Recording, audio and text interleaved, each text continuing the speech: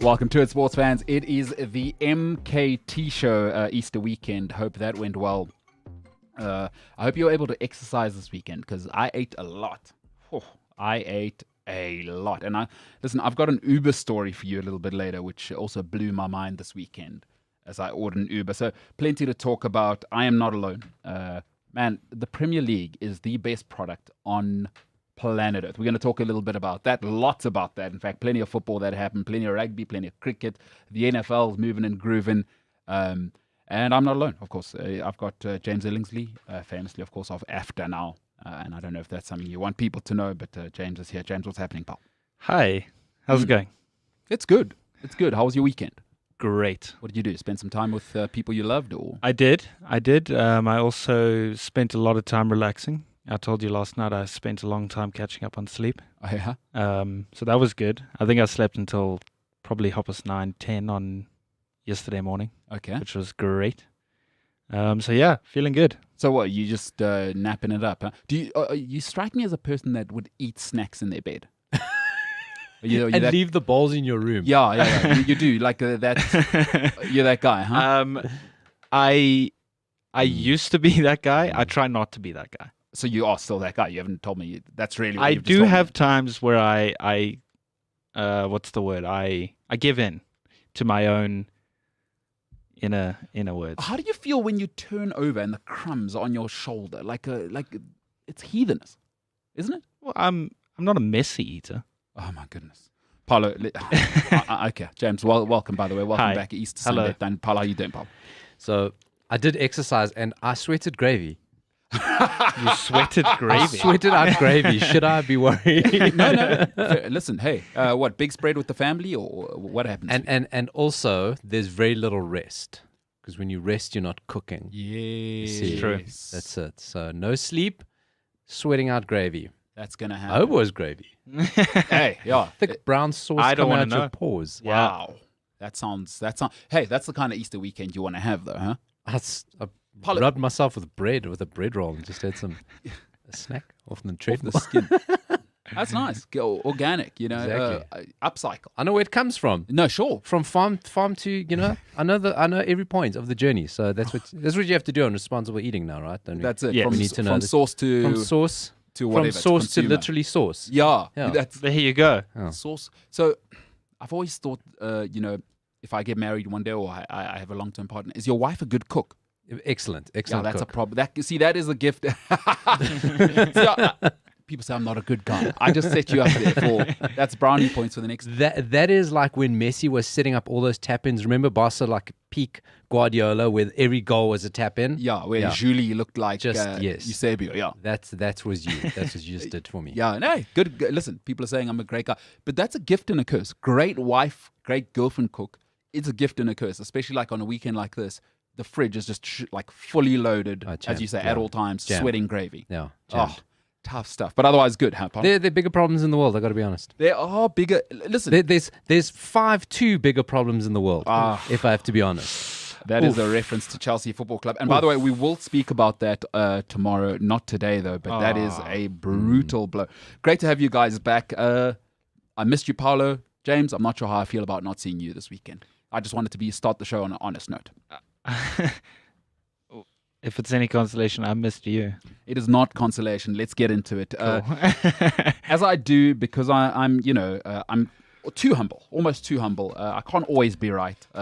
99% of the time I'm right, 1% of the time I'm wrong. But I'm willing to say when I'm wrong. So we're going to get into it as I do every single Monday. Today is obviously this week's version of Monday. I get into where I was right, where I was wrong. Start with where I was right. Listen, Man City are the real deal. Right? Like, let's not muck about now. I was right early in the season. People said they're falling apart. I said, listen, they've got the best manager, they got the best squad, and they got the best ownership. Relax. There is nobody that is going to keep up with Pep. He's going to test you over 38 games. He's built up a squad now, and he's done the miracle that Fergie always used to do. Remain competitive while resetting, and then when everything clicks, oh well, you have this. So I was dead right with Man City there. Where I was wrong, listen, Everton, I said they'd be top 4. But listen, transition takes time. Winning's a habit. They're not there yet. Carlo Ancelotti's probably slightly ahead of the squad. He'll know. He'll know what needs to go. At the back, Michael Keane, he knows that's not the guy. He probably needs to reset a little. In the midfield, they need to reset a little. Gylfi's always had this problem, right? He's too good to be in a bottom half team. Probably not good enough to be in a top 4 team. That's another problem. Gomez, can't rely on him. Availability, grace, ability, he's not always there, so he can't get into that rhythm. Problem is, their best players, they're holding defensive mid. I like Calvert-Lewin, but again, those injuries are coming. Alain's their best player. You don't win championships or get into the top 4 when your DM is your best player and then your disaster at keeper. It ain't that time to go top 4. I was wrong for Everton. Where I was right, listen, I said, in rugby, it's simple. You want to win, here are the positions I need to know about. Hooker, your locks, your scrum half, your fly half, and your fullback.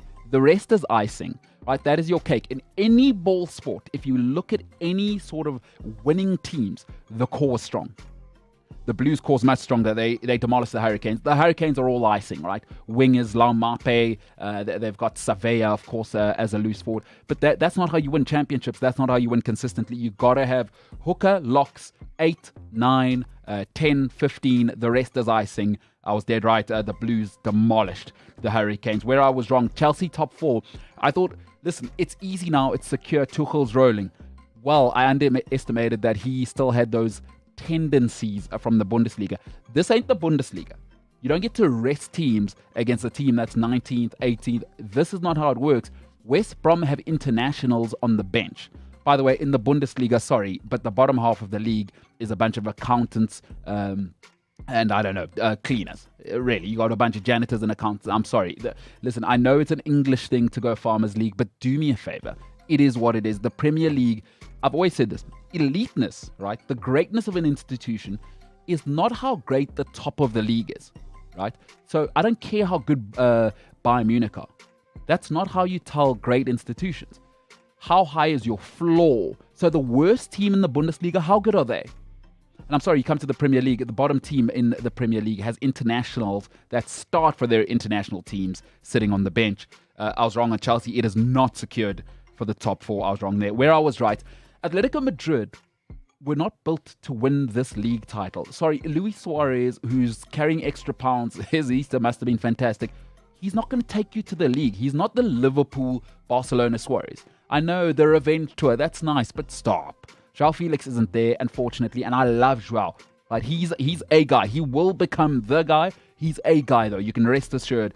But I was wrong. I was right here. I said, listen, Madrid have too much power. Barcelona have too much power. Atletico Madrid couldn't keep it up.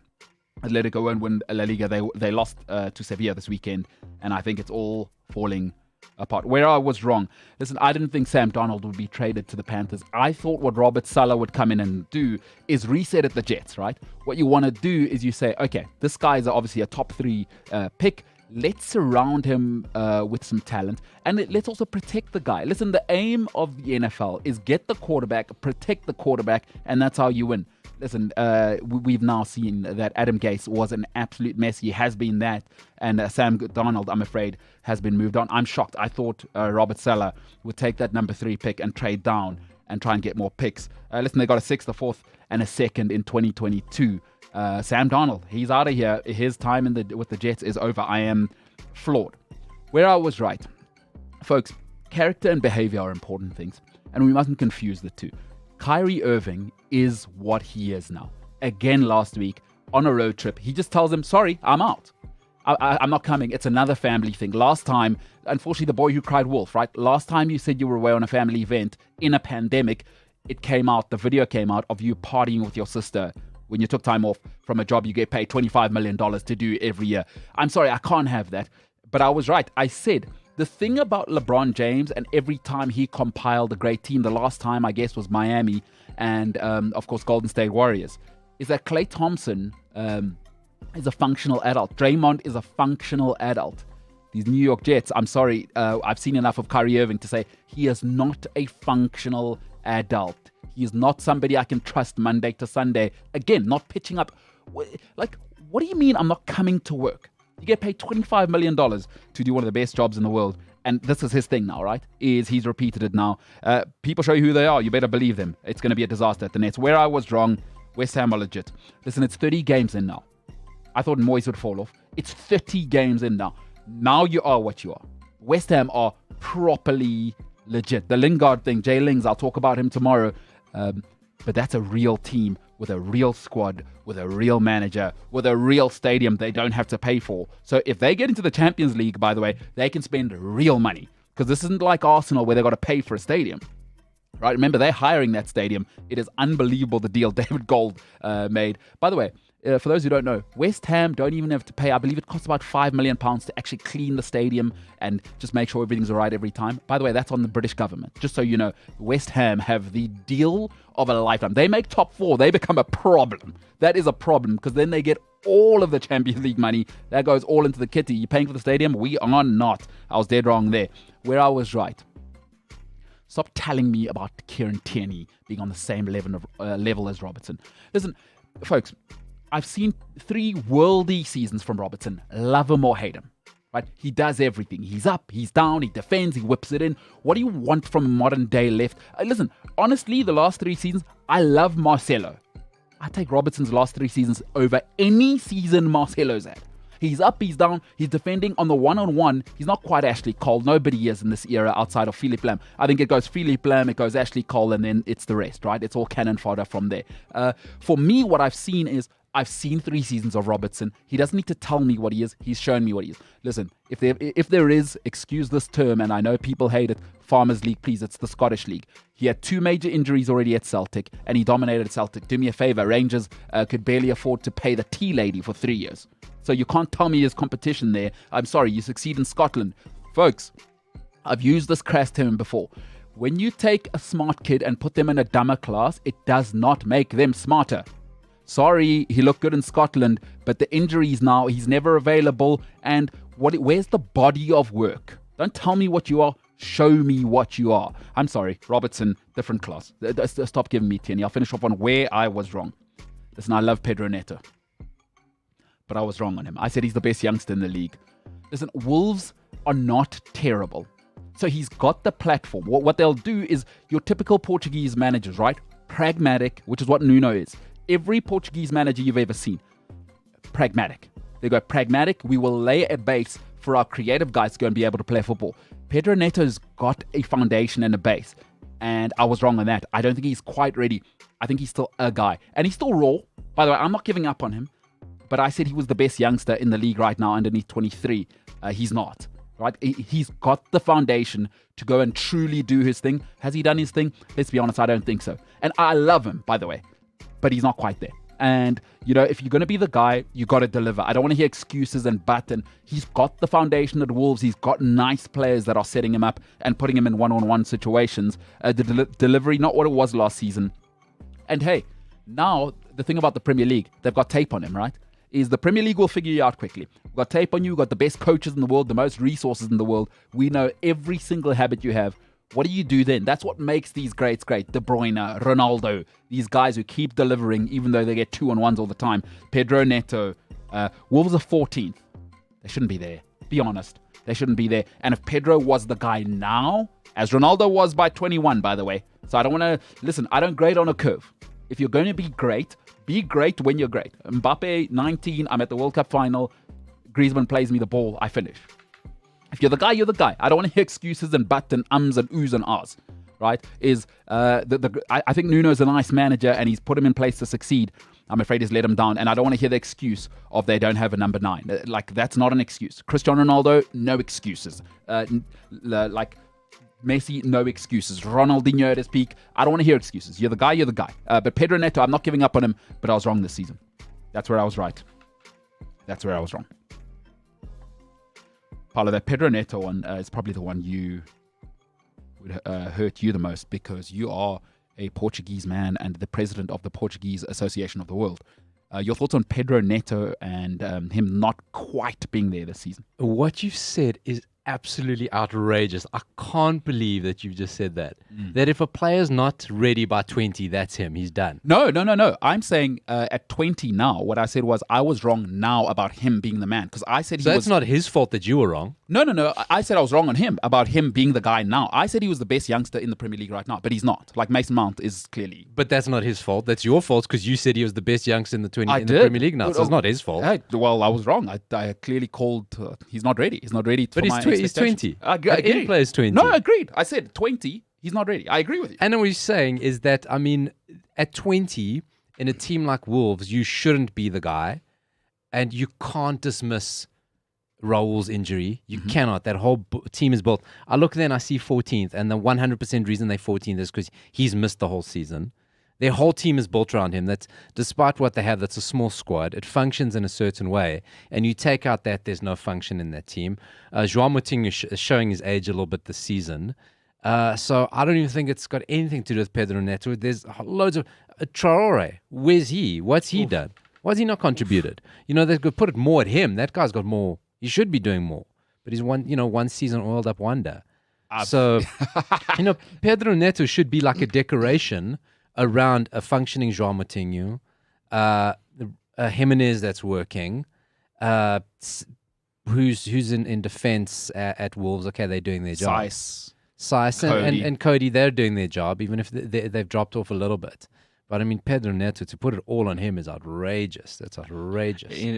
In case you couldn't tell, Paulo is incredibly passionate about the Portuguese second team. Hey, no, look, Portuguese first team, actually. Wolves is Portuguese first team. It's the international actual team is first the B team. team, where they have to bring in suckers like Bruno in them. And Ronaldo. Yeah. And you can't, and Ronaldo can't be the ceiling because him and Messi are just like, everyone sees that they're different. I mean, they've skewed what a player should be doing. Sure. For the past 10 years. So maybe we forget what a player should be doing, that it's quite normal for a player to hit his stride 23, 24 years old. No, and I think you're dead right. Listen, I've clearly said, I'm not giving up on Pedro Neto because I still see what I like about him is he never hides. Yeah. What young players normally do. Yeah, he gets knocked and he wants it again. I love that about him. So I'm not giving up on him. I'm just saying I was wrong.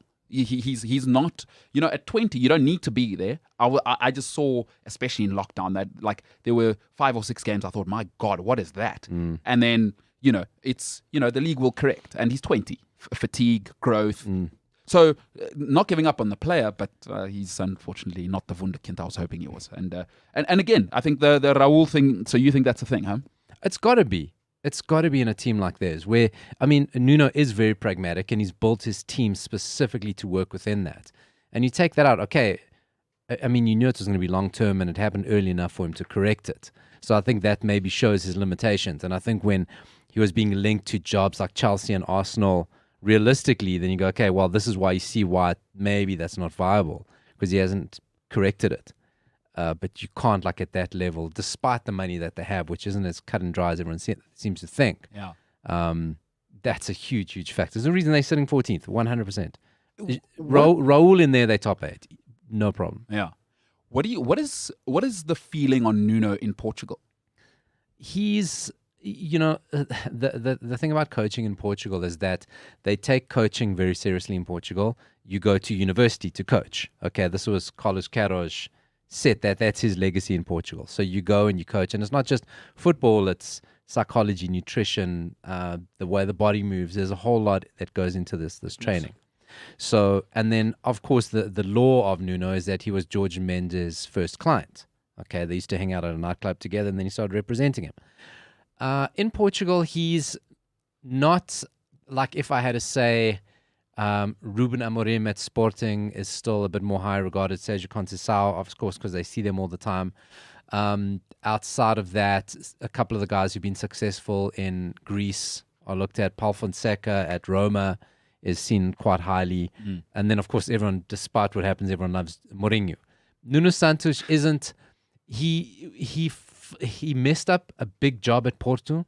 He had a great side. He had an outstanding side. Should have done a lot more. And there's a feeling that he didn't do what he could do there. So that still hangs over him. And then the other side is goes, you're only doing it because you're getting this cavalcade of players through your buddy. So it's almost like if one of the big jobs had to come up in Portugal, take away budgets, I doubt any of the big three would chase. Even the national team would chase after him. Wow. So he's got some work to do to repair the reputation because, listen, And there's better younger coaches than him. also, they shouldn't be 14th. I'm sorry, Paulo. You can't have Aston Villa's squad. But- They're not a better squad than yours. So that's what I'm saying is that that's why he's not fixed it. You know, he had one plan, that plan broke, and he's not done anything to do it. That's a problem. And especially now the Sharks will circle. I mean, Raul comes back. If he comes back this season, because he's already training, huh? Oh yeah, but I mean, would they push him this season? Unless maybe they end up in the relegation zone, which doesn't look like. No, I think they'll be fine. They wouldn't take a risk. Yeah. My issue is he comes back and he looks anything like half decent. Arsenal are going to need a striker next season. Like the big teams are going, like Barcelona need a striker. But his way of playing is throwing his head into everything. That's hey, listen, is he going to play with a scrum cap like Peter Cech? I mean, can you? I mean, it's very different as a goalkeeper versus a centre forward. That's why I worry if he will come back at anything, because that's his way of playing. I mean, he's literally the guy who sticks in his head when other players won't stick their boot. And He's like the Vidic of strikers. exactly. And I want to, that'll be a huge change for him. Yeah, I mean, a cracked skull. That is a different. I mean, the noise. Do you remember the noise when it happened? Because there were no fans in it. Yeah. Oh my God, that noise was disgusting. It was sickening. It was the most sickening thing I've seen since Ramsey's one. leg Ramsey's one break. was that was Yeah. I mean, it wasn't a red card still, but I don't want to get into that. Ryan Shawcross, that was not already got the ball. But anyway, that was a bad one. And so speaking of sickening things, I want to tell you a story that happened to me this past weekend. Being the good citizen I am, I went to a mall. So I hate malls, number one. Do good citizens just go to malls? Is that how it works? No, they don't. That's what I've been doing wrong. Yeah. I've been buying online. I'm terrible. I'm Damn it, take a lot. Yeah, you guys, sorry, I'm creating jobs for South Africans, and you guys are busy taking jobs away from hardworking taxpayers. So, Well, delivery drivers earn a living. I don't know. I can't get into Just all of saying. that. I'm not an economist. I just know I'm a good person. Anyway, in my civil duty, I go to the mall, and now I want to go home. So I don't have a car. I Uber. But here's this incredible thing that happened to me. Maybe I'm crazy, right? So now my phone battery is kind of on the edge. So I order the Uber or Taxify or whatever. But so I'm ordering the Uber. So about 5 minutes later, I see the guy's not moving. So I'm like, oh man, this is a problem, because obviously now I need to know if he's coming because my phone's about to die and I'm standing in the middle of nowhere. So I phone the guy. I'm like, dude, I just want to know, are you coming? Because if not, I need to cancel and get one that's going to come, So he goes, you're not going to believe this. He says, no, I'm coming. I'm just in Checkers quickly. Why did he accept the trip? Is he doing like a Checkers 60 and 60 thing? Maybe he's picking up an order for someone else. Yeah, Man is hustling. Yeah. I'll give him that much. So he says to me, no, I'm coming. I'm just in Checkers quick. By the way, if you don't live in this country, Checkers is a supermarket. So why did he take the trip? At this stage, I'm like incredulous, right? I'm like, are you joking, dude? Are you freaking kidding me? So am I crazy for being like a little upset about that? No, I think you're right. It's like how, because that's your job. You got one job, right? It's like how the start of every show, James is busy doing some other button pushing when surely that could have been done before. It should have What do you been done. mean? It should have been done the night before. Yeah. I'm just saying. Yeah. I was here 10 to 8 this morning. I'm just saying. So- Before any of you. So Just saying. means nothing. I get it. Yeah. It's, You know what I'm saying? I know what you're saying. Yeah, you have expectations. Yeah. Do you think he had that level of panic that James has? No. Just 5 minutes before we go I live. just get stressed because I want things to go well. James is a full-on panicker, huh? Yeah. So that is one thing. Nice guy, but so He has a panic. do you, like how do you deal, James, with any sort of confrontation with a loved one, like with mom, brother, girlfriend? If anything goes wrong with them, like if your girlfriend is late or your mom, I don't know, if she says no to, I don't know, you want to get a double fudge cake or whatever. I don't know what you want from your mom. I don't know. I don't know. Okay. I'm a responsible person. I don't ask my mom for stuff. But how do you deal with confrontation with your parents? Neither do I. Yeah.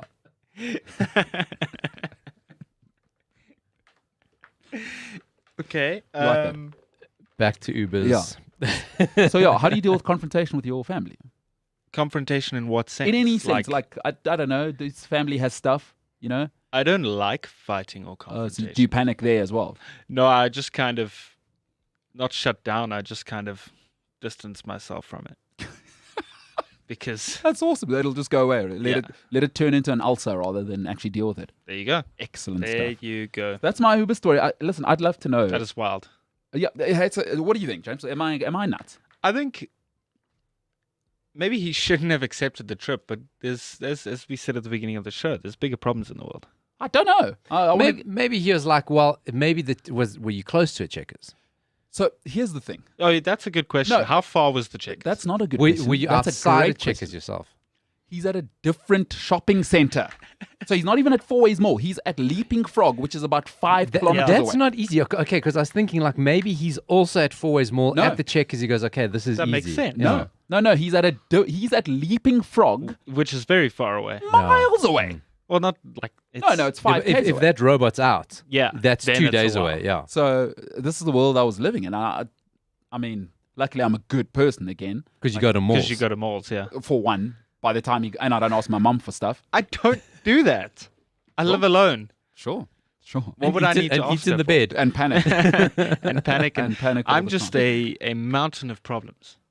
You said it. On that note, you said it. All right, let's move on. We're going to talk about the Gooners now. Listen. Do you know the Mikel Arteta thing? Obviously, Arsenal lost. James, your thoughts on Arsenal losing this weekend to you guys? By the way, let's get into that whole thing before I get into this. Happy, expected it. I think Liverpool played a lot better than I've seen them play for a lot of the games this season in a good while. Trent was back on good form. I think it was a comfortable win for us. Alright. I think obviously going into games like that, there's nerves because it's Arsenal Football Club and they come with a reputation. They do. Not that they're living up to that at the moment. They are not. Yeah, I think, nervous at first, but a comfortable win, I guess. All right. Happy okay. days. We'll come back to James, by the way, massive Liverpool fan. All right, let's get into it. Listen, folks, in life, there's a difference between a rebuild and a collapse. We all need rebuilds in life. Like in my 20s, mess. 26, 27, I needed a rebuild. But if you have a rebuild, moving in with your parents just to get things back together is a rebuild. Right? You go home, save a little bit on rent, you lost your job, whatever, broke up with your girlfriend, boyfriend. That's a rebuild. Going on drugs and drinking yourself into a stupor for 2 years is a collapse. Those are not the same thing. I don't want to hear I'm boozing on Sunday nights, but I'm rebuilding my life. Sorry, you don't get that with me. I'm not going to have that. Arsenal are in a collapse right now, right? They are the friend who calls you on Sunday nights to get hammered because they couldn't stay with their girlfriend or boyfriend. That's a collapse. That is not a rebuild. Here's the problem with Arsenal. Nothing about Arsenal right now. Folks, you can measure it. There is not one thing that's elite about Arsenal. So you shouldn't have been surprised about this. It's been coming. But as James mentioned just now, the reputation thing. And we all get caught up in the romance of a reputation, right? Nothing about Arsenal is elite. And I've always said there's 3 rules for me when I look at football clubs. If you have these 3 things, right, it'll determine what you are as a football club. 1, the ownership. How deep are the pockets? How involved do they get in footballing duties? If your owner needs to always be involved with the board, problem. Because billionaires aren't sports people. They are largely eccentric rich dudes, right? That's what they are. Arsenal have deep pockets, but Stan's son is always getting involved. He's always doing interviews. He interferes in things. That ain't going to work. What it tells you is he doesn't trust the board because we are the things we do, not the things we say. So for me, it's a D for the ownership, right? It's been a shambles since they came in. The fans don't want them. Nobody wants them. The buying's been awful. The recruitment's been terrible. Look at the turnover at board level over the last 5 years. Look at the turnover. It's that would be embarrassing if we were at a kindergarten with that much turnover. It's Arsenal Football Club. At manager, they've got a D. I'm sorry. I like Arteta. I'm sorry, but potential gets you fired. I don't believe in potential your whole life. I'm sorry. Potential's nice, but at some stage I need you to deliver. And in this world now, it's like that, right? There is no more 4-year learning period. It's too soon. It's too soon for him. But the worst part, I always say the third part of a football club for me is the captain. Go and look at all the legendary teams. There is not one team without a captain, because I'll tell you why. I know alpha males. They need to be controlled. There needs to be somebody who's interested in winning and not being cool. Patrick Vieira, Roy Keane, Peter Schmeichel, John Terry. Those are the legacies. Vincent Kompany. No interest in being cool. Right? When were France great? Marcel Desailly. Look at that side. Right? Didier Deschamps. I mean, even now he can't get along with the superstars. Benzema, get the hell out. He's got no interest. By the way, Claude Makelele wanted to retire from the French team. Didier Deschamps said, over my dead body, if you're still playing, you're going to play for France as well. He made it a nightmare for him. You know why? Deschamps has no interest in being popular. He cares about winning. He's a captain. Dunga. These are the great legacy teams, folks. You need a captain. So you got to have A+ owners. You got to have A+ coach. You got to have A+ captain. The squad, I can deal with the C squad. If you got an A+ captain, that lifts everybody.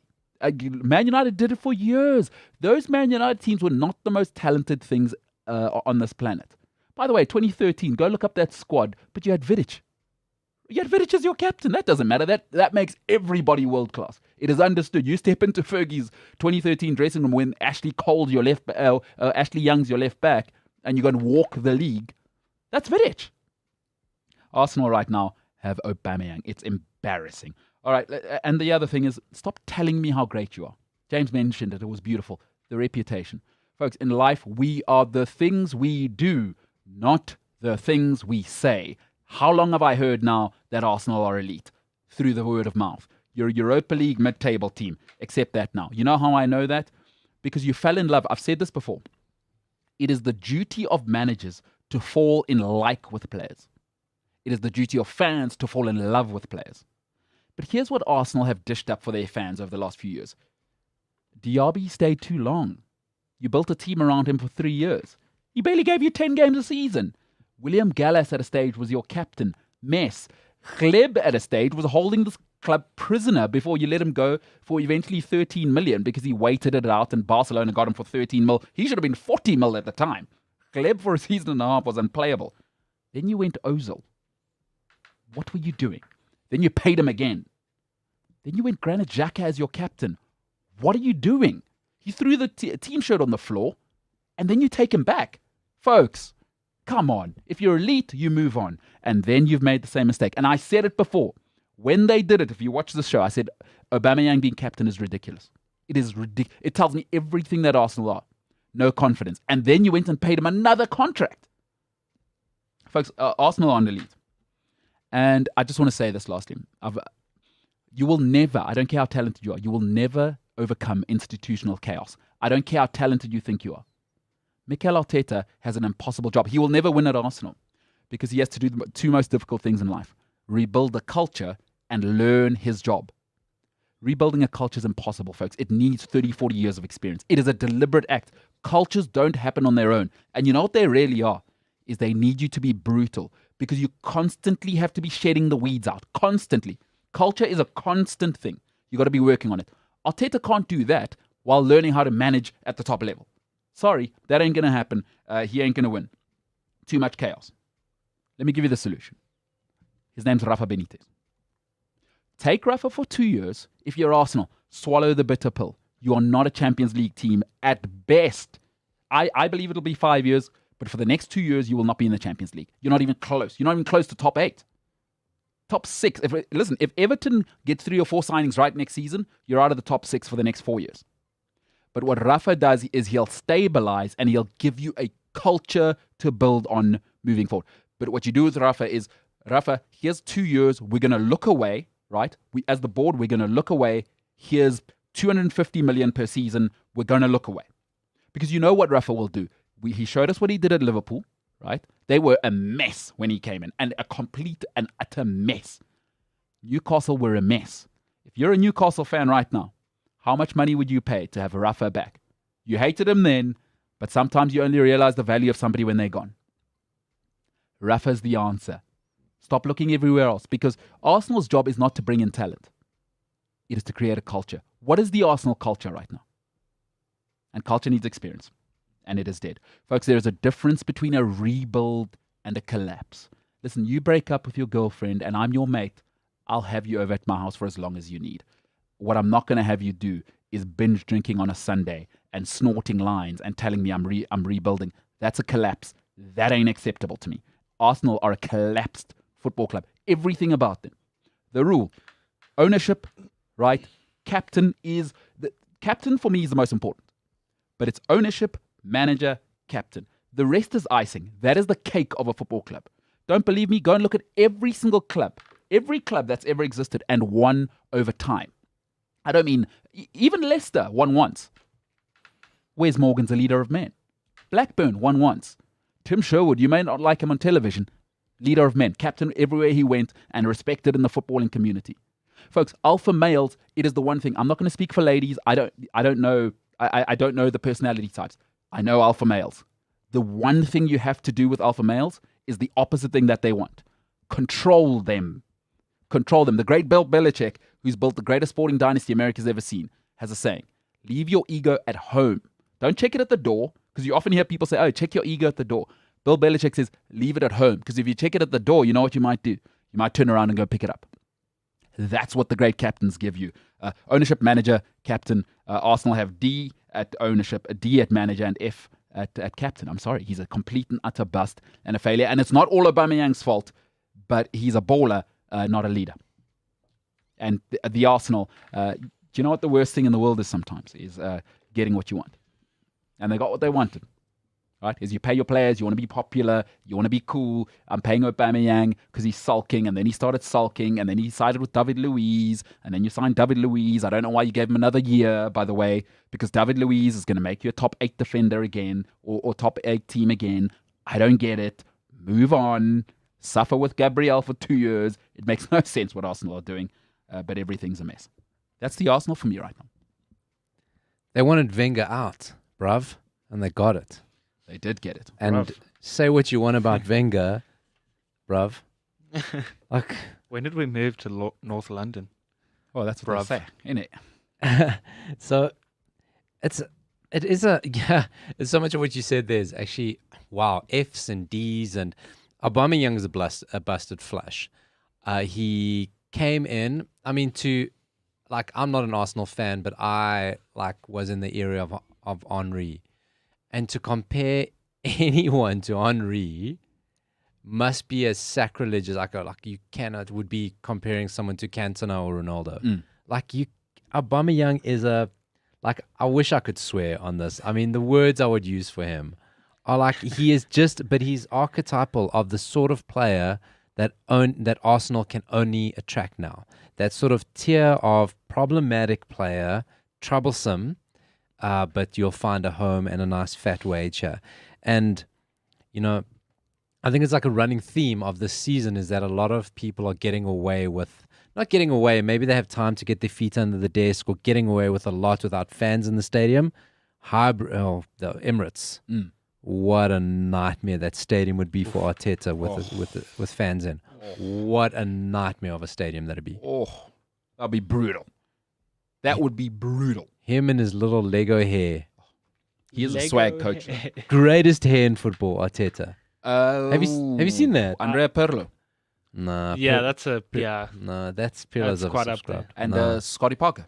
I'm a fan of Arteta. Arteta. Oh, no, he's swag. You will not find skull. Swag coach. You will go through his hair. You'll not find skull. Swag coach. Ever. As they say in London, just pure vibes. Oh, He's pure vibes, no coach. Pure vibes. if they say that. Yeah. No, he's all vibes. Yeah. Hey, listen. As you said, but I think we have to be able to say something. I love Arsene Wenger for what he brought to England. He's a huge part of the problem. No, big time. And it's the same thing as Ferguson, because they left a machine that only they know how to work. And it needed how many people to replace Wenger, because there was that whole one reboot of background staff. And then there was a whole other reboot that they seemed to throw away very quickly. And Edu's now director of football, and they had the Dortmund guy first. Yeah. And anyway, so it's a whole mess. I don't think you can you blame the ownership? That's what you can, because they're not putting their money in their pocket. They never come to the party with players. There's young players being developed with no real pathway to the first team. They send them out sitting at Newcastle on loan and things like that. Yeah. That reminds me, actually, I saw a tweet this morning from Arsenal's official Twitter account. I don't think they have anything better to do than root for their youngsters at other clubs. Joe Willock scored in the North London derby. And they tweeted about it. They were like, get in Joe Willock or whatever. Yeah. And after the Liverpool game, they were dead quiet on all their socials. And obviously they gave the final score and whatever. But outside of that, it was nothing. And now they're tweeting about their youngsters at Newcastle. More of a joke of the club they become. It's for me, it's unbelievable. The depth of the erosion though is outrageous, because the whole stadium move now looks like the biggest sham ever now. Because I thought this is what it was supposed to solve. It was supposed to solve that you don't have to go and get a Gabriel. Like, you should have been in the running for VVD from Southampton. You know, I remember they said the famous line was, "We want to go and compete with Bayern Munich." Arsenal. Arsenal. We're moving to the Emirates to compete with Bayern Munich. I forget who the bald guy who was in charge at the time. I think he's at Milan now. Anyway, that's the line they spun their fans. Right? Is we moving the stadium to compete with Bayern Munich. What about Arsenal right now says, where they? Third tier? But then they were. I mean, when you say 10th, it's like so. I mean, like I say, the 90s and 2000s was when I was at my most fevered. And Arsenal were just the team now. Yeah. And you go, God, they're 10th. And not just like 10th just because they're having a bad. They're a 10th. That's their level right now. Oh, my God, it's actually so sad. And they're going to get plucked off. So, Saka, he's gone. He will not do another season of this before another season playing like this, someone takes him. For sure. Guaranteed. No, Man City. Raheem Sterling vibes. Guaranteed. Do you know what makes Arsenal similar to Bayern Munich? The colours, team colours. They're both football clubs. That's about it. They both play football. You like that one, James? But I think that whole thing was to get Wenger almost as like the chairman of Arsenal type thing. And I think that's probably what they were looking at. To move him upstairs and sort of like have that structure that Bayern have, which is not the worst idea in the world, but you can't create that. Bayern, AC Milan lost sight of that and then completely lost sight of themselves. You don't just manufacture that. That's got to happen. Culture's it's a deliberate act. That's your 30 years. That's it. That's Bayern Munich. I mean, Bayern Munich are a relatively new professional club. I think they're only from the 40s or 50s. Yeah. I think even from the 70s they only became professional. In terms of professionalism, Became professional. Yeah. And that just sort of was just part of their natural migration. Listen, you got to have that, my Yiddish brethren call it some chutzpah. You got to have something at your center where we call it temerity in life. You have to have an attitude of, I deserve this. You know, when you think of Henry and, you remember Henry's celebrations. Like, that was deeply in, when Wenger came, changed the diets. He was at Arsenal haven't been cutting edge for 17 years. And you have to say Wenger, but right now is what is going on with the manager situation? Like, clearly the guy's not ready. How did he even get in the door for the interview? Yeah. Because he's an Arsenal old boy. But barely. Like, he wasn't even a legend. He was he's an Everton legend more than he is. Exactly. Probably a bigger Sociedad legend than he is at either club even. Yeah, it was bizarre. With Pirlo and Solskjaer and Lampard, you saw it. Arteta was like, he played there, but by no means was it a few FA Cups compared to who they had before. Like, it was so bizarre. Was he Pep too? I will say, I think Arteta will be a good manager one day. I do think he'll get it. I think he's got the right thing about it. I don't think the players are understanding what he wants. And I don't think he knows how to deal with egos that size. I mean, we go on Aubameyang. Nicolas Pepe is also what a... I mean, Luiz.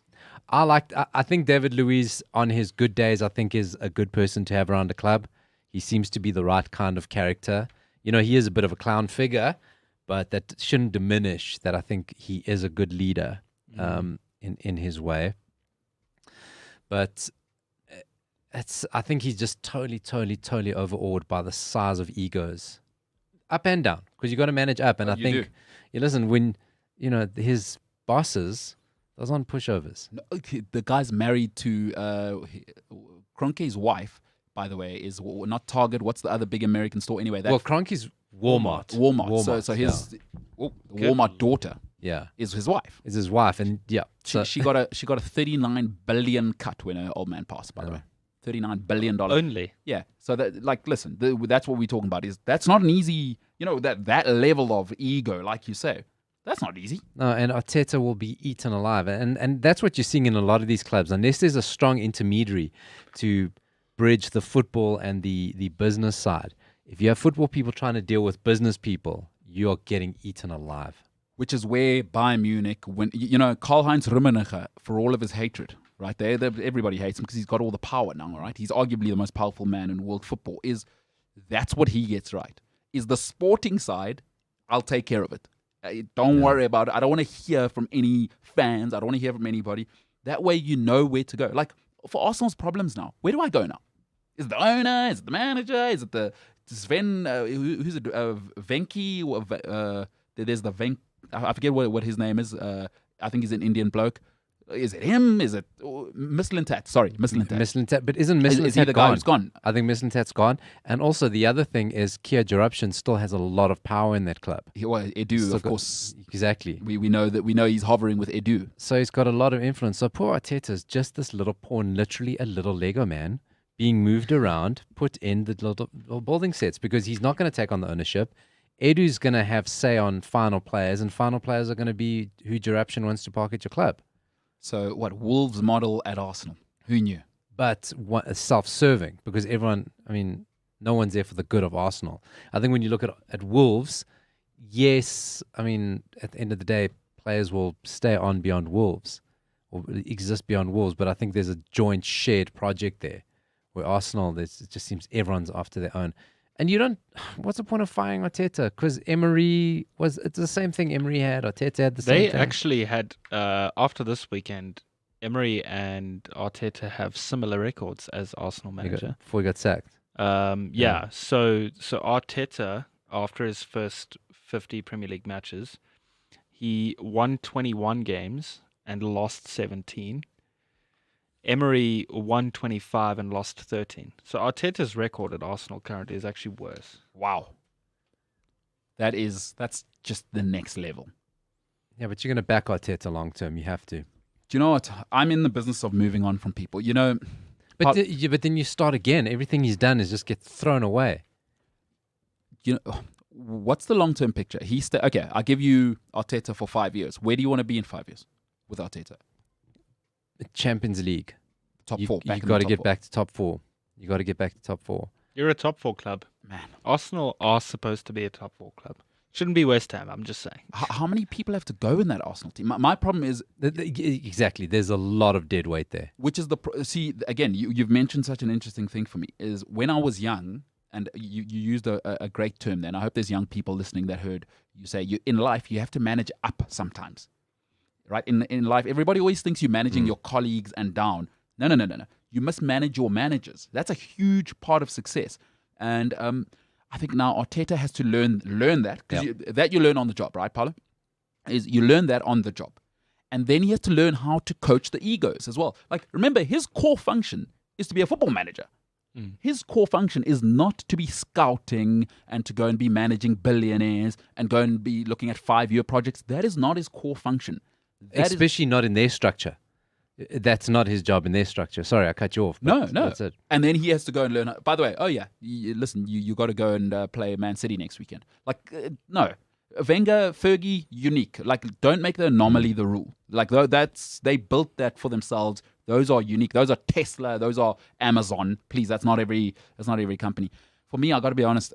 I love Arteta, but I got to go Rafa now because Rafa, we saw at Newcastle, he had the similar situation, but with less noise up there, and he was incredible. If you're a Newcastle fan right now, you realize just how incredible what Rafa did. They always did. They not one Newcastle fan begrudges him for what happened and him leaving and the situation he's in. It's so funny how Benitez is this like template of getting your stuff right, and then he went to the one club called Chelsea that he couldn't get your stuff right. Yeah. They wouldn't let him. No. They wouldn't let him. Look, Roman was honest. He was a bridge. Listen, Rafa, we're not going to have that. He's not. I don't think Rafa, especially now in his career, can go to a Chelsea, City. He's not there. But you know what? You know what you're getting with her. You're going to get a culture rebuild because he is, by the way, For those who don't know Rafa Benitez, he is not tolerant. He had Fernando Torres on the bench at a stage because he is not tolerant of anybody who doesn't do his thing. That's a culture setter, right? Mikel Arteta's nothing now. He'll do whatever Aubameyang says. Or, you know why? He'll do whatever Luis says. Because Kia and the boys upstairs they're pushing different buttons. Rafa ain't putting up with that, and there's a reason he left Newcastle. There was no more putting up with that, managing up. I'm out of here if you're not going to let me do it. And there was a thing that blew my mind about Aubameyang. So you have the nuts, the balls. I'll say it, balls. Yeah, no, that's Okay. balls. To drop the guy in a North London derby. And okay, he was late. He's the captain. Your derby, drop him. And next game he's back in. Makes no Oh, sense. come on, guy. Like nothing's wrong. Like, what is the point of that? He should be where, and that's what I always feel with Arteta, and that's why he's overpowered. Because he often makes these moves where he'll have this stand, and then he quickly reverses or it goes away, which means somebody's telling him, nah, back. Because Xhaka, right? Xhaka was the same one. threw the shirt He on made the the floor stand and on Xhaka. zapped the fans. Yeah. He made the stand. So it's clearly institutional, and you cannot overcome institutional instability. I'm sorry. Take 10,000 Rand less or $1,000 less for your first job. Do it. Chase great leadership. It is impossible to find. Chaos is the enemy of progress. It is the enemy wherever you are on planet Earth right now. Chaos is the enemy of progress, especially young people. Mikel Arteta is getting he is getting the platinum package of going, my biggest nightmare on earth is happening right now in front of me. It is because Arsenal's top 5 job in the world on paper. Has to be. It is a nightmare right now. Institutional chaos cannot be overcome. It cannot be overcome. I'm sorry. I don't care how talented you are. I do not care how talented you are. And we're going to talk about somebody else who is extremely talented. But we're going to take a little, what we call in the biz, an intermission. You know, it's when you do. What did you call it, Paolo, the other day? Hugging time. Hugging time. It's time to hug for a couple of minutes. We'll be back in a little bit. This is the MKT Show.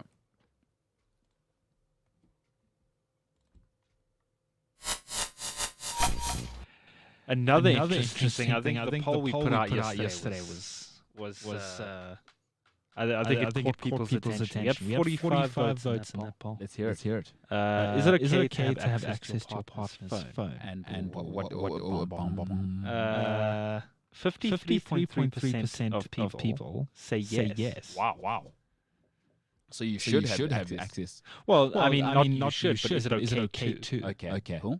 So basically they're saying I do want access to my phone. I would think so. Yeah. And then obviously 46.7% say no. That's a big. That's half the world thinks stay out of your partner. Well, I mean, half of 45 people. But still, I mean, that's you know. So what most people there are saying.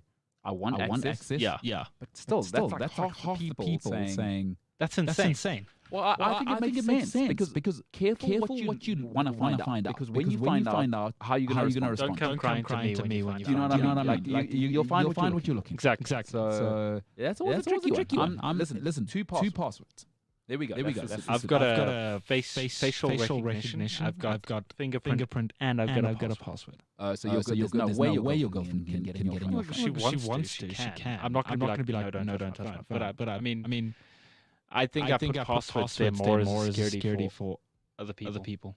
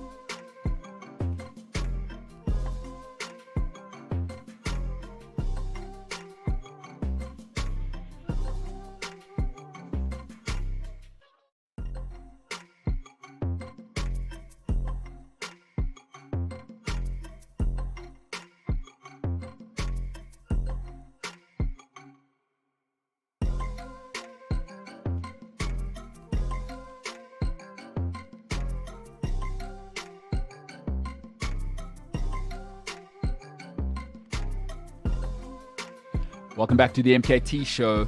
Intermission, hugging time. It went well. Lots of hugs, lots of intermissions, lots of breaking. Hey?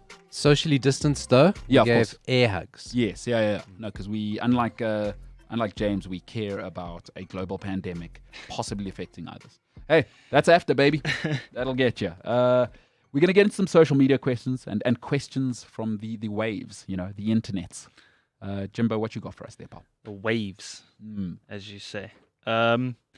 Cool. So today, not all of them are questions, but I feel like it would be a great conversation to have. Good. Just amongst us. I just want to tell people, one of the first things James ever said to me when I met him was, I'm a funny guy. That was like one of the first things he told me. I'm hilarious. Yeah, I know. Paulo, enough said. Yeah. No. Those sounds were exactly what I'm. Like the first, right off the bat, no interaction. I'm a funny guy. No, that's a lie. That's sort of like saying, Such a lie. I was swimming, and that's why. The water was cold. Yeah. That's sort of like that level of Such open a lie. conversation. Yeah. No, Such James a lie. said I'm a funny guy.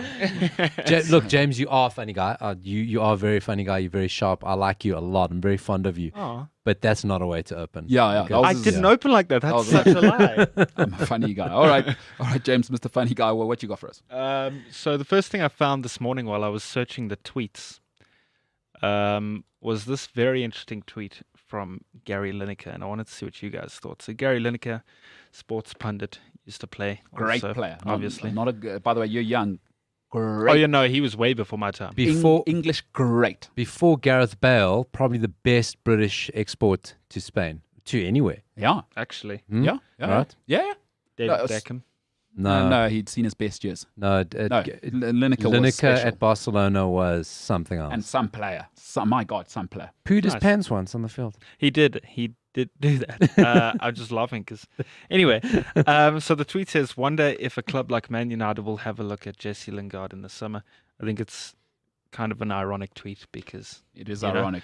I think after watching Lingard over the past couple of weeks at West Ham, I think do you guys think he's going to be like a force to be reckoned with in the midfield from now on, or what are we thinking? Paulo Diaz is the president of Portuguese people globally and indeed Manchester United fans everywhere on this third rock from the sun. Your thoughts?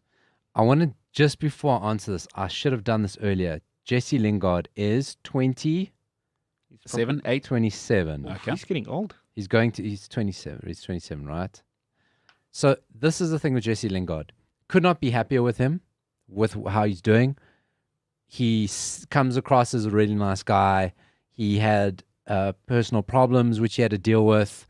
He's evidently a very good footballer. At Manchester United, he was one of the last, him, Jones and De Gea, the last to play under Fergie. So, great guy, great footballer. What's he doing at United? It just didn't fit, and you have to embrace that. Like Danny Welbeck. I wish Danny Welbeck never left United because I really think that guy could do a job. And the thing with Lingard, as long as he's at United, potential. We always thought of him as a kid. That's why why I opened. Oh, 23, great potential, great. He's 27. And maybe because on social media, he's cracked social media, so we think, oh, well, he has to be young because he knows how to use social media. So it was always like potential, which was never going to go away at United. And then he didn't have a position at United. He played everywhere. He played wing back one game, I remember. He was left, right, 10, 9, without really being that good at any of them or given a run at anywhere. And he needed his own team. And I think the potential and the ability in Jesse Lingard was there, and the personality. Yeah. Because he's got a huge personality. Clearly. Okay. And he's into fashion.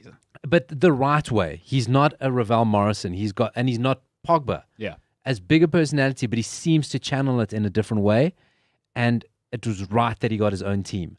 And so I just think, there was a silly little clip when West Ham played United and he couldn't play. And as the players are going off, every United player going after the warm-up before the actual game started, every player gave him such a big, warm hug, which means he's hugely popular. The way he settled into West Ham shows he's just got a personality, and he's proving it. He's got a better coach at West Ham than he would have at United. Oh, wow. All right. I I think he gets a better level of coaching, to be honest.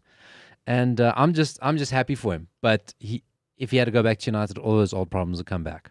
So I think he should just stay at West Ham, be the guy for West Ham for at least 2 or 3 years. There's going to be a big Declan Rice hole in that midfield, in that team soon that someone needs to fill. And good luck to him. I'm so happy for him. But he'd come back at United and it'd be the same thing. So in life, fit matters. I'll talk about Jay Lings tomorrow. Fit matters. And Paolo said something great there, is that some people have to be the guy, right? And at Manchester United, there's a lot of young people that won't know who Gary Pallister is. Gary Pallister couldn't be the guy at Manchester United. There's levels in life. Jesse Lingard goes back to Man United. He fades into the background. It clashes with his personality. And also, you got to be at a different level at Man United. If your football isn't going to put you over the top at Man United, and you think your personality is going to, I have some terrible news for you, because Paul Pogba is about as big as you get, and you can see even Man United swallowing him. I'm afraid for Jay Lings, I love him, but fit matters, and Paolo's nailed it for me, is that personality type needs to be the center of the show. At Man United, awesome. At West Ham, awesome. At Man United, please, we've had Roy Keane, we've had Gary Pallister, we've had Steve Bruce, we've had Brian Robson. Do us a favor. I just think the fit isn't right. You know, that Man United is a corporate juggernaut. Is we don't care about you unless you're Cristiano Ronaldo. Like, we'll do special treatment for Cristiano Ronaldo. Jay Lings needs special treatment.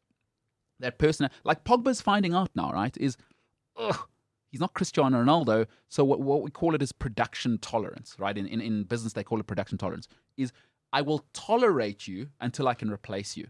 And I also have to tolerate Jay Lings' personality. I'm not saying it's a bad thing, but at Man United, you've got to be a square. Unless you're Cristiano Ronaldo, do whatever the bloody hell you want. And, you know, sometimes you hit the jackpot with Cristiano Ronaldo, is you've got that personality and you're driven. That's very, very rare. Jay Lings, unfortunately, personality, I don't know him off the field, but I'm saying the ability and what the output doesn't match the personality. So at Man United, it just can't be tolerated in that environment. At West Ham, have at it. Have at it. And he's flourishing. And also, you know, if you play 5 games for West Ham, everyone's going to talk about the 2 games that you did really well and forget the other 3. United, they're going to go, oh, but he was crap for 3 games. And not everyone can handle that. Fits matter. And I think he's in the perfect place. And he's in London. He's probably better suited. I'm the guy. I'm in London, so that's where I'd go. It's good to see him enjoying football. It is. Yeah, it is. Yeah. It is. Yeah, he just seems like a really nice, fun guy, you know. And to have him just be so miserable at United just didn't work for anyone. And just another story there. So, listen, guy carved out an incredible career for himself. Ben Foster, a famous interview as to why he left Man United, and he said, "For me, I want to enjoy my football." And folks, I've said this before, and I'll keep saying it again. Winning is a brutal business. Some people just want to enjoy their football, right? I saw who was the Isoko, who was the Tottenham guy again, the awesome Afro, who said, "I don't even love football." So Koto, yeah. That guy. You remember him? He doesn't even enjoy football. So it's another thing, you know. People think all footballers love football. They don't. Like, a huge part of the football community just do it because they won a genetic lottery. So, you know, there's also that. Like, Ronaldo is impossible to find, driven and talented. LeBron James is impossible. That's why they stand out, right? Everyone's talented, but that drive, and then for Ben Foster, he said, "I want to enjoy my football." So you take the intensity down a notch. Who cares if you concede a goal every 3 games through your legs? You know, West Brom will love you, Watford will love you. But at Man United, I mean, it's a headline. It's a headline when Maguire's not even playing football. You're on the front pages of every headline, every paper in the world. Because you went on holiday to Greece. And you're not even playing football. So in the world, you're on the front page in America, in China. That's a whole nother level. There is no enjoyment at Man United. There is no fun to be had at Man United. And for Jay Lings, we can see, right?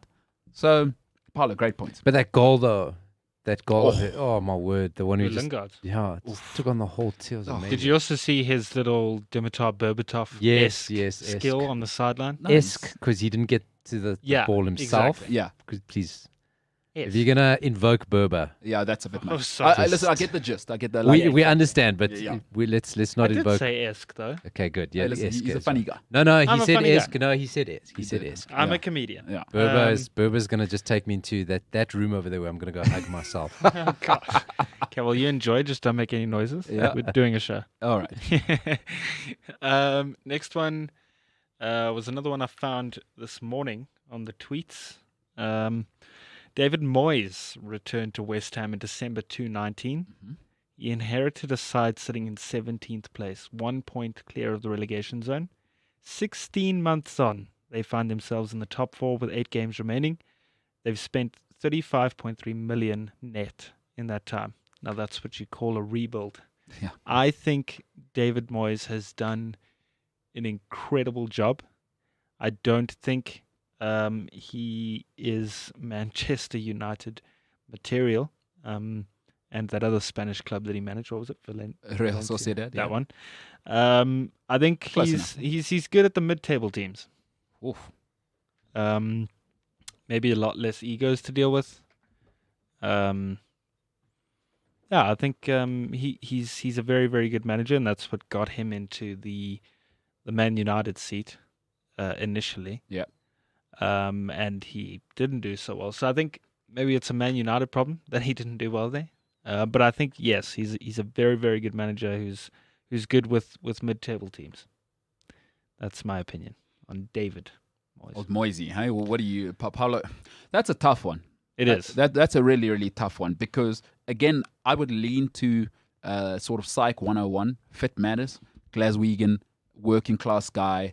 Sometimes the shiny stuff's not for those personality types. You know, Fergie's unique. Again, I mean, they're very similar, right? Is Fergie came in when United were trash. So it was hard work. It was grind. It was, do those things. And he shaped, you think of Man United. People always say attack, attack, attack. But really, they would grind you down. Like Man United's never been Barcelona, even with Tevez, Ronaldo, and Rooney. It was never, it was always like it had this kind of undercurrent of. So for me, maybe it does work out for him when it's with an underdog. That Glaswegian working class. That might be what it is. Is football clubs take on the personality of their manager, right? If you think of Man United in their, what were they? Fergie was brutal, clinical. He wasn't like a flashy person. You think of Mourinho and his great sides. Mourinho's what? Very defensive, right?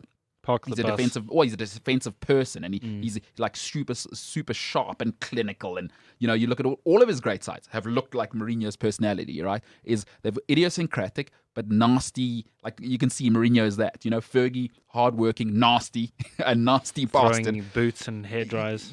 Pep's sides. He's a man of art and philosophy, always idiosyncratic, clever. So football sides always take on.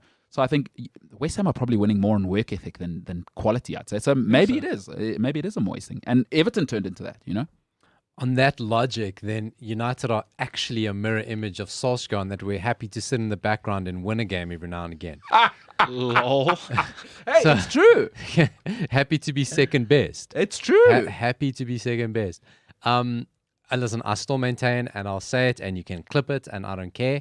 I do not think Manchester United would be in a worse position in the past 6 or 7 years if Moyes had stayed as the manager. I don't believe we would have won any more or less. I don't believe we would have finished any higher or lower than the cacophony. It's not cacophony. Great word. I'm trying to think of litany. The litany. It's not the thank you, but that's a good word. Yeah. The litany of managers we've had. Unprofessional. Oh my God. Phone on the set. Unbelievable. Folks, this is one of the leading sort of people in South African sort of media, and he's got a phone on the set.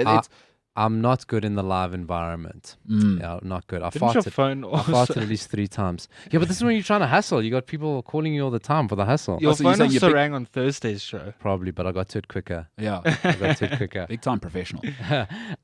So the thing I was saying is that we wouldn't have finished any higher or lower with Moyes. So I do think there is something to him, and I do think he is a good coach. He is a good manager. It's very evident. You see him improving players. But I suppose that thing of going, people are going to remember the 2 or 3 good games out of the 5, then, the 5. So it's the same Jesse Lingard sort of approach. Yeah. Hey, fit matters. And also, like United. So let's take what he did, right? Fellaini, for example, was obviously a very good player. Yeah. Okay. Yeah. He was trusted by Van Gaal, Mourinho, Moyes. He was a constant in a superstar Belgium team. He was constant. Yeah. That Belgium team, second in the world, semis of the World Cup, Fellaini was always the go-to guy. He obviously knows how to do a job and follows instructions. Now, you can have a Fellaini at West Ham. You can have a Fellaini at Everton. You can have a Souček at West Ham. As good as Souček is, you put Souček and sign him for United. Oh, my. Nobody. Oh, how dare you? How dare you sign a player like that for Manchester United? So I also think it's that the expectations of fans. Absolutely. Moyes is, and the thing of mid-table, I think he's been more top half in all his sides than mid-table. Yeah. His Everton sides are always good and his West Ham sides are going to be good. Would he have got to this point? Because it didn't just happen. They had a sluggish start to the season. They had up and down with the fans on their back. And you spoke about the stadium and you spoke about them spending money. Those are factors. Those porn peddlers that own West Ham. Yeah. You think they're going to let him spend Champions League money? Good one. It's a thing they won't Brady. have to answer. Yeah. They won't have to answer that because it's like, will they let him spend Europa League money? Porn peddlers. They are porn peddlers. They are. They are. Yeah. I'm fully aware. What did the sporting president call them? So West Ham wanted to sign William Carvalho when he's at Sporting. And the sporting president said the Dildo brothers came to try and get my play for nothing. Way. Dildo brothers. He called them the Dildo brothers. By the way, he's not the greatest. Was that the guy who was fighting with? Not him, hey? Yeah, it is him. Okay, so he's not the nicest guy either. Let me tell you the story about him. He is sporting president. He wasn't the best character, let's say that. And there was a bit of criticism and there was a bit of a thing with the players. He wasn't happy with the players. Now, we're talking at the time. Rui Patricio was goalkeeper. William Carvalho was there. Bruno Fernandes was there. Gelson Martins was there. Daniel Podence was there, who when they went on to Olympiacos and Wolves. Who else? I'm missing a really big, obvious name that was part of the sporting side at that point. Bruno Fernandes. I said, he was there. But I'm missing, it was actually like a more international, not just a Portuguese player. But anyway, we're talking like a fortune in players. João Mario was there. We're talking a lot of really good players who went on to win the Euro with Portugal, right? Yeah. So he wasn't very happy. So then during his tenure, a group of ultras get into the training ground and attack the players and hit a few of them, lock them in the changing room, all the rest of it. In the court case, it turns out that with his assistants, the training ground was left open. So he was implicated in that he let the ultras in to attack the players. But why? Because he's a nutcase. So all the players, I don't know what he thought was going to happen, tore up their contracts because now the club can't protect their safety. Rui Patricio, William Carvalho, Gelson Martins, Bruno Fernandes. That is over 100 million worth of players. 400 million. Bruno's 100 million in this environment. So this was before he went and had those two crazy seasons, right? So William Carvalho was the one, Rui Patricio, and it was just like a fire sale. So they all just walked out their contracts because they're like, well, we're out. Yeah. We're out. We're not coming back. It's not Fight Club. Yeah. And it was when the new president came in, it's only with the help of George Mendes that they went around Europe on this roadshow saying, okay, please pay for these players. It's not their fault. And they did manage to get back some of the money, not what they could have. And then that's why sporting fans love Bruno, is because he actually, after a few days, turned around and said, you know what, I'm coming back at the same wages. I'm not going to use a chance to renegotiate. And so he was an upstanding guy. But anyway, so this manager who let fans in to beat up his own, not any players. We're talking easily 120 million euros worth of players that walked out their contracts. For a club like Sporting in Portugal, that is huge money. That is money keeps you for 10 years. It's one of the biggest clubs in the history of any sporting association on earth. So by the way, Sporting's it's not a joke. No, this is, it's Figo and Ronaldo, two world player of the years to come out of this tiny club. It is one of the biggest sporting organizations that have ever been. When you say sporting to any football fan, they should go, oh. And it's across the board. They do all sports, basketball champions and things like that. And so his two claims to fame are letting ultras beat up his players and calling the owners of West Ham the Dildo brothers. That is... You gotta love it. That is insane. You gotta love it. Wow. Yeah. What's next, Jim? Talk about having balls, am I right? Hey, nailed it. Made But you funny guys guy. laugh. There Funny you guy. go. Funny guy. You're not a funny Nailed guy. it. First thing he said to me. It wasn't. He's Yeah. lying. This one, Erling Haaland. Mhm. I don't know if you guys know, Mino Raiola and his dad were in Barcelona. Spain this week, as well as England, going to a couple of clubs. Man City was on the list, United, Liverpool, I think Chelsea was on the list, Barca, Real. I think that's about it. Yeah. So after the discussions with Barcelona, some of the details of the discussions with Barcelona were leaked. Oh, really? Did they put Yeah. out details? So Mino Raiola has demanded that if Haaland signs for Barca, Mino Raiola has demanded 20 million. Okay. So has Haaland's dad, and then Haaland will get 30 million net per season, plus the transfer fee. And that would be for a move. No, that wouldn't be for a move now. Next It'll season. be next season. So you're saying at the end of this season, or Because at the end of the season is that buyout clause, that Oh. cheap buyout, 75 million. which odd. is why I guess this is why Mino wants this money, because he's going, you're getting the player for cheap. Yeah. I guess that's what he's selling, right? I'm not sure of that. I don't have any. That's not sourced, but I see what he's doing here is, hey, he would normally cost you 180 million because Coutinho cost 130. Right.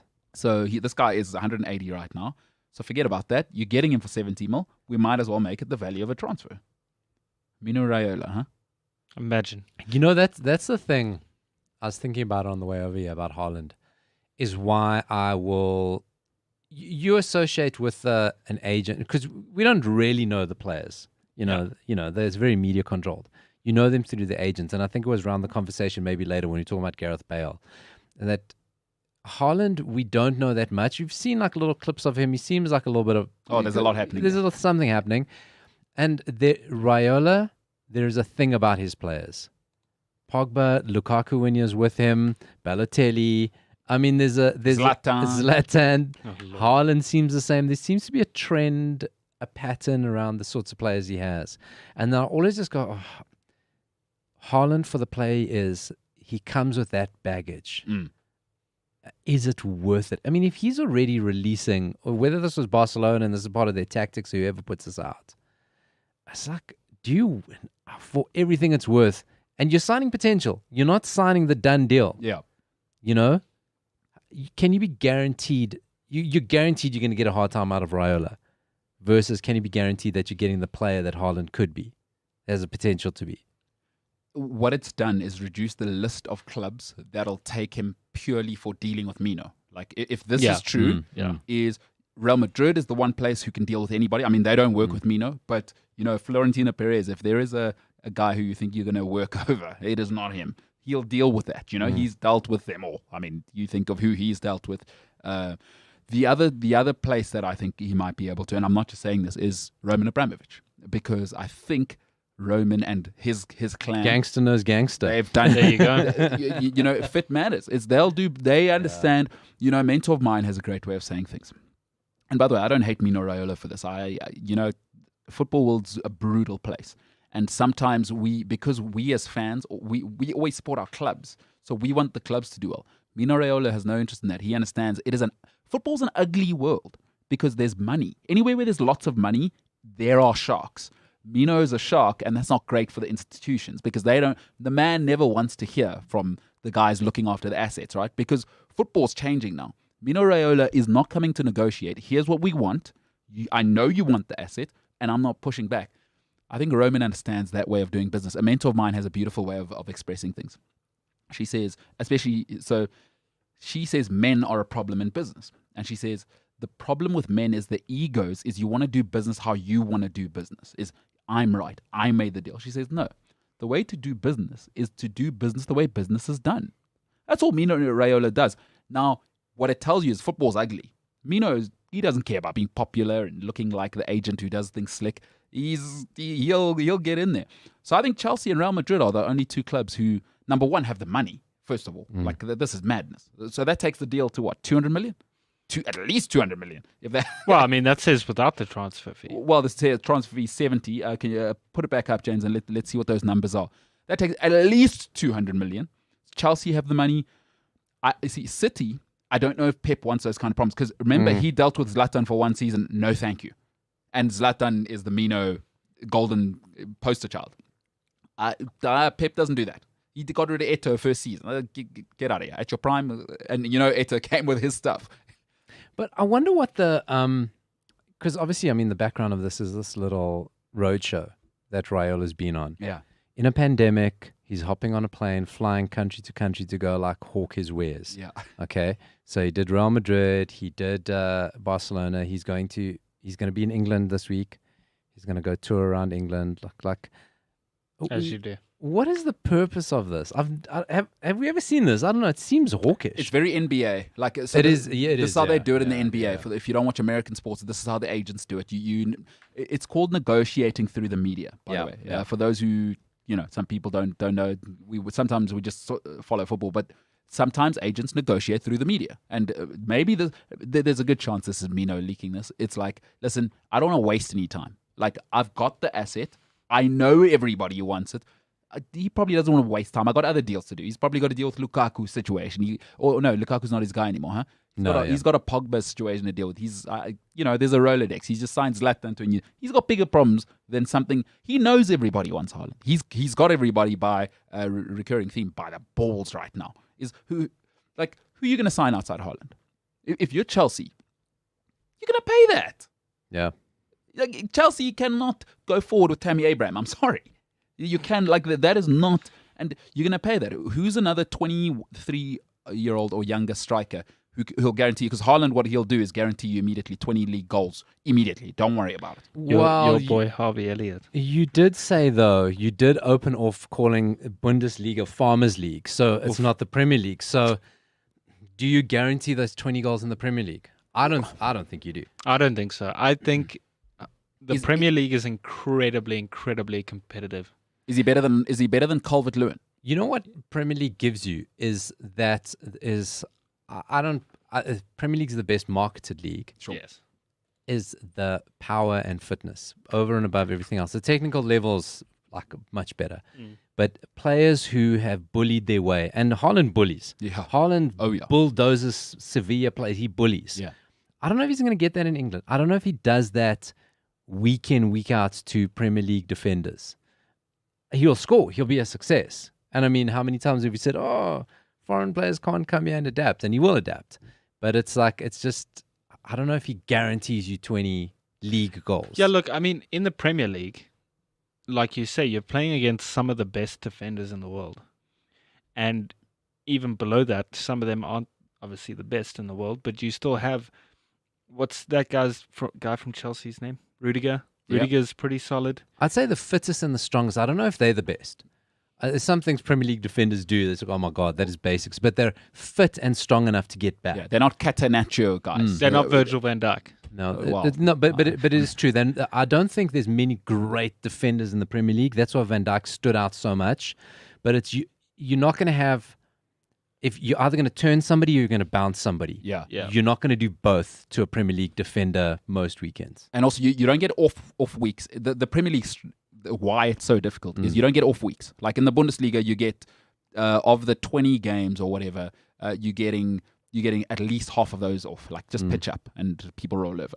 Sorry, that's just what it is. You come here, West Brom, it's not a walkover. Even if you win 5-0, you're going to get kicked. Yeah.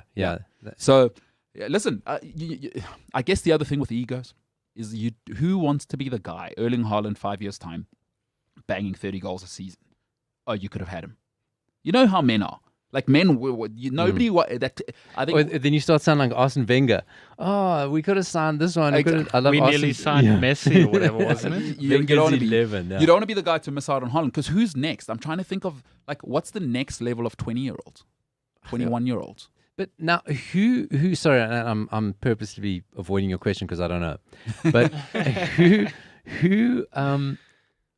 So Dortmund now. So is this now like confirmation that he's either leaving Are they trying to negotiate something with Dortmund to come back to the table to give a new contract so everyone gets more money next summer? Is this to pull out somebody? Because ultimately, if you look at it broader picture, you say, okay, the only ones who have the money are Chelsea and Real Madrid now, because it's, everyone's finances have been affected or whatever. Is it not in everybody's best interest to have a bidding war next season when you've had a season, hopefully, of full fans or at least a readjusted, balance sheet? Yeah. Is it not in everybody across the board's interests to actually have the bidding war next year? So is he trying to pull Dortmund out to come with a new contract for a season? So it's funny you say that, because this morning when I was looking through Haaland's stuff, I saw a video from the head coach of Dortmund. I don't know what his name is. I'm not going to lie. Because Dortmund got a new coach next season. They got Marco a temporary. Rose. Yes. Marco Rose is coming next season, but this season is someone temporary just till the end of the season. So he said in a press conference, I think building up to tonight's Champions League game, that he's not concerned about Mino Raiola and Haaland's father traveling the world at the moment to discuss things with all these clubs. He said they're grown men, they can do what they want. So it's a bit weird for me to see, the head coach of the club with one of the most lucrative players in the world right now is not heavily concerned with his movements. But that's their model. They They bought Haaland to sell Haaland. They don't fall in love with people. No. And I love it. That's their model. They bought him to sell him 100%, and they would have been the deal with Raiola. So I'll bring you out. You get 2 seasons out of him, but I'm going to move him when I want. And they know that's Dortmund all over. Yeah, good point. Yeah, it's just interesting who they're trying to pull out. Who are they? Because they're trying to get somebody out the woodwork.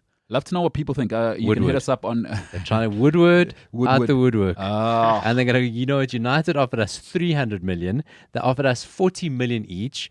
Plus Haaland gets half of Old Trafford for his 21st birthday. Yeah. And the other half for his 22nd. That's it. And Solskjaer will carry him home physically in his arms after training every day.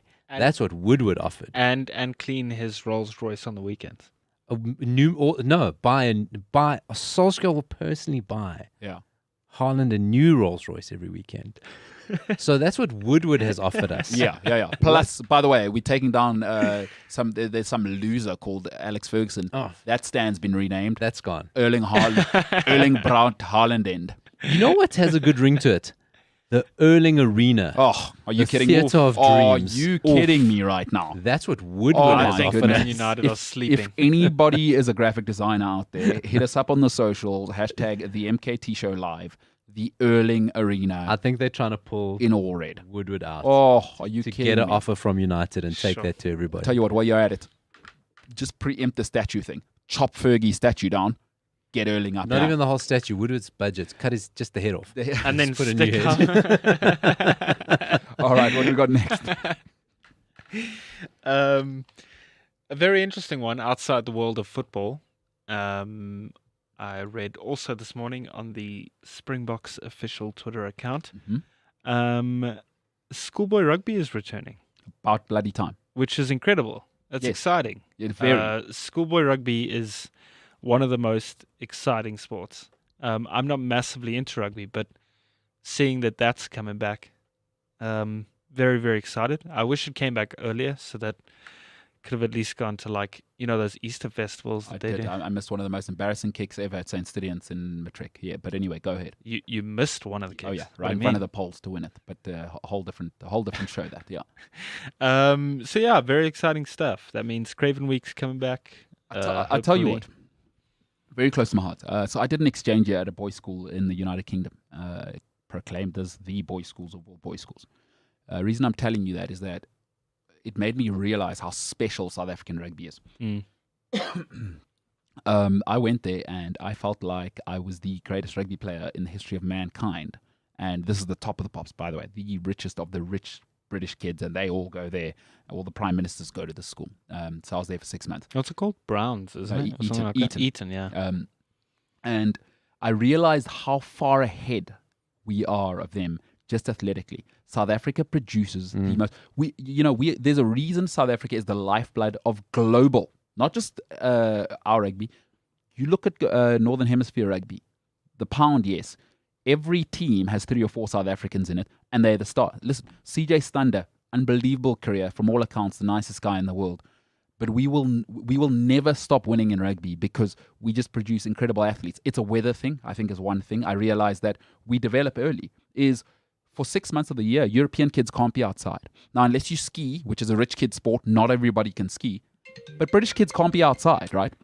It's unprofessional. This is a nightmare. This is a nightmare. It is a nightmare. It is a nightmare. But listen, schoolboy rugby, phenomenal, right, in this country. And about bloody time. I don't understand why it took so long. If the college sports in America could come back, SA rugby is loaded. By the way, those big schools in South Africa are loaded. And if you can pay for tests and the kids can be safe, play sport. What are you hiding from? Because if you can afford to bubble people, bubble them. The Americans did it. Why can't we? And do you know what? It's a problem I have with being South African. Is we think there's a prize for humility. I've never loved it about us as a people. Oh God, that is we don't celebrate how good we are at stuff. So annoying. It is so annoying. And again, lack of patriotism. Well, I think it's too much patriotism. It's too much patriotism. It's because everything's got to be equal, and that's just not how the world works. No. If you're better, you're better. There's not gold medals for humility. If you want to send your child to Montessori, please, by all means, go ahead. That's great. That's a part of the world. But sorry, the world is not here to serve your needs. And when people win, celebrate them. And by the way, aggressive always wins.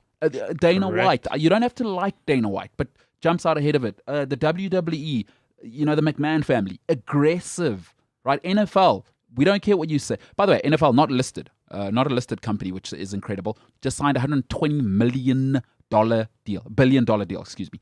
120, let me repeat that for you. $120 billion deal in a pandemic. Is Dana White a billionaire now? He most certainly is. They sold it for $4 billion. But the NFL is, why? Aggressive. What did they say last season? We didn't tell us about pandemic. We got all the money in the world. We're going to bubble our players. And by the way, there's 100 people on an NFL roster. Bubble everyone. Don't worry about it. We got a full season. Didn't cancel a single game. SA Rugby, what the bloody hell are you waiting for? Because trust me, Hilton has the money. St. Stithians has the money. Play rugby. Ridiculous.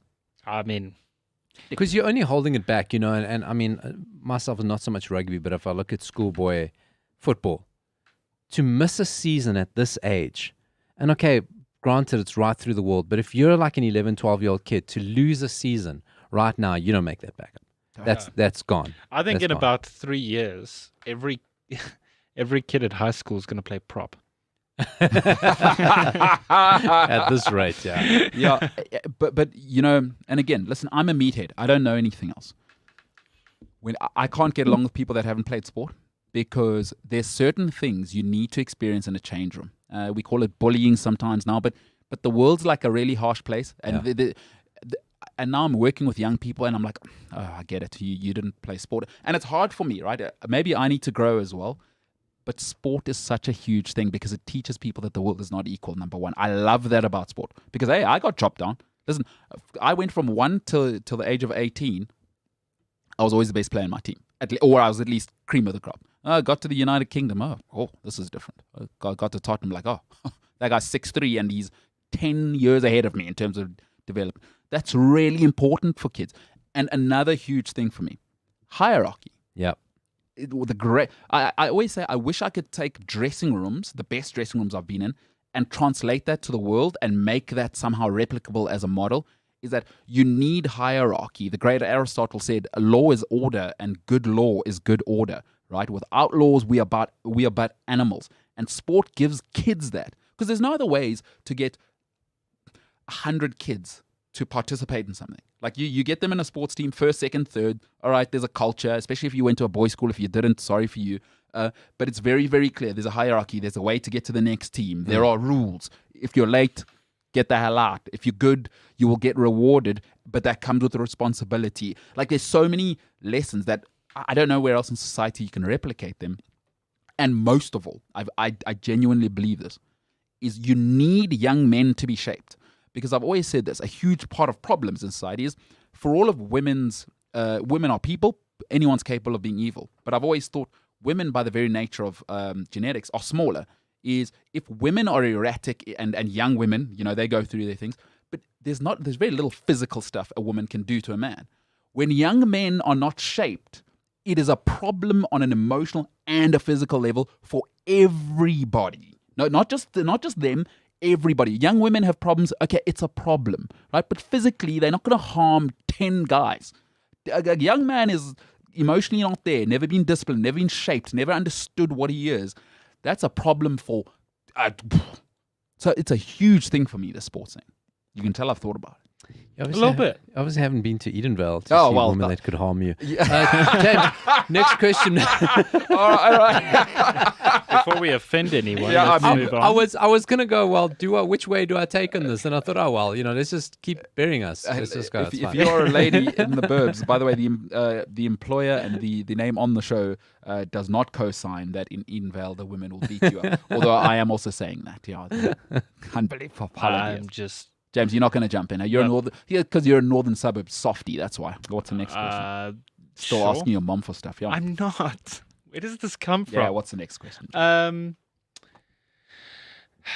You guys got a little bit passionate about this last week. Yeah, we'll take one more. This is the last question. Yeah, this is the last one I have lined up. Mm-hmm. You guys got a little bit passionate about this last week. It's a little bit interesting. Safa sack Bafana coach. Following failure to qualify for AFCON. Mm-hmm. What do you guys think's going on in Safa's head? Do you think Stuart Baxter's going to come back? What's your... Nothing.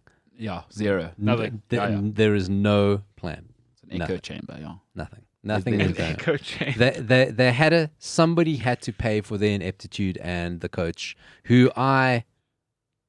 what has he done? I mean, he's came through the youth structures. Somebody had to go, and it just happened to be a coach who was always going to be expendable, who was brought in for that exact job anyway. So best case scenario, you qualify us. Worst case scenario, or most probable case scenario, you do exactly as we expect you, and then we can fire you and at least be seen to be doing something. And we got Ghana in the Qatar World Cup group, huh? Or whatever, the next World Cup group, I think. Oh, do we? So we're not going to the next World Cup either. I was surprised to see that we're going to the Olympics. What? How did we get into that? Are we hosting the Olympics? Exactly. South Africa qualified for the Olympics. Wait, Bafana Tokyo. qualified for the Olympics? South Africa under 23. What do you call them? Amajita. No, the Amajita. Or is Amajita? Amagluk? I don't know. Whatever. Anyway, yeah, the under 23s are going to the Olympics. Nice. I know the hockey's also going to the Olympics. Yeah, that's a whole different situation for a whole different show. But yeah, Bafana, nothing. The answer, what's happening in Safa's head? Nothing. Zero. Nothing. Zero. Zilch. In the physics, you can get negative integers. Less than nothing. There are spaces that are beyond a black hole. It's less than nothing. We still don't know how to define it. That's what's happening. Is that where we are? Oh, that's it. Revolted. And less. I don't want to pile on. To me, people keep asking me why I don't talk about the PSL and SAFA. And for me, we can all see it's crap. So why is that interesting to anyone? It's not... They're crap. I don't know. I think... I mean, we even had a question last week on the show about our opinions on the current Bafana situation. And I don't know. I think many people want answers from an association that can't give any. It's sad, isn't it? It's terrible. It is so... Because football is not like anything else in this country. For sure. Is that it is beyond cult-like. It shapes the sort of the weather of the consciousness of our society. Yeah. When Bafana lose... that affects societies across the board, and it bleeds into the economy.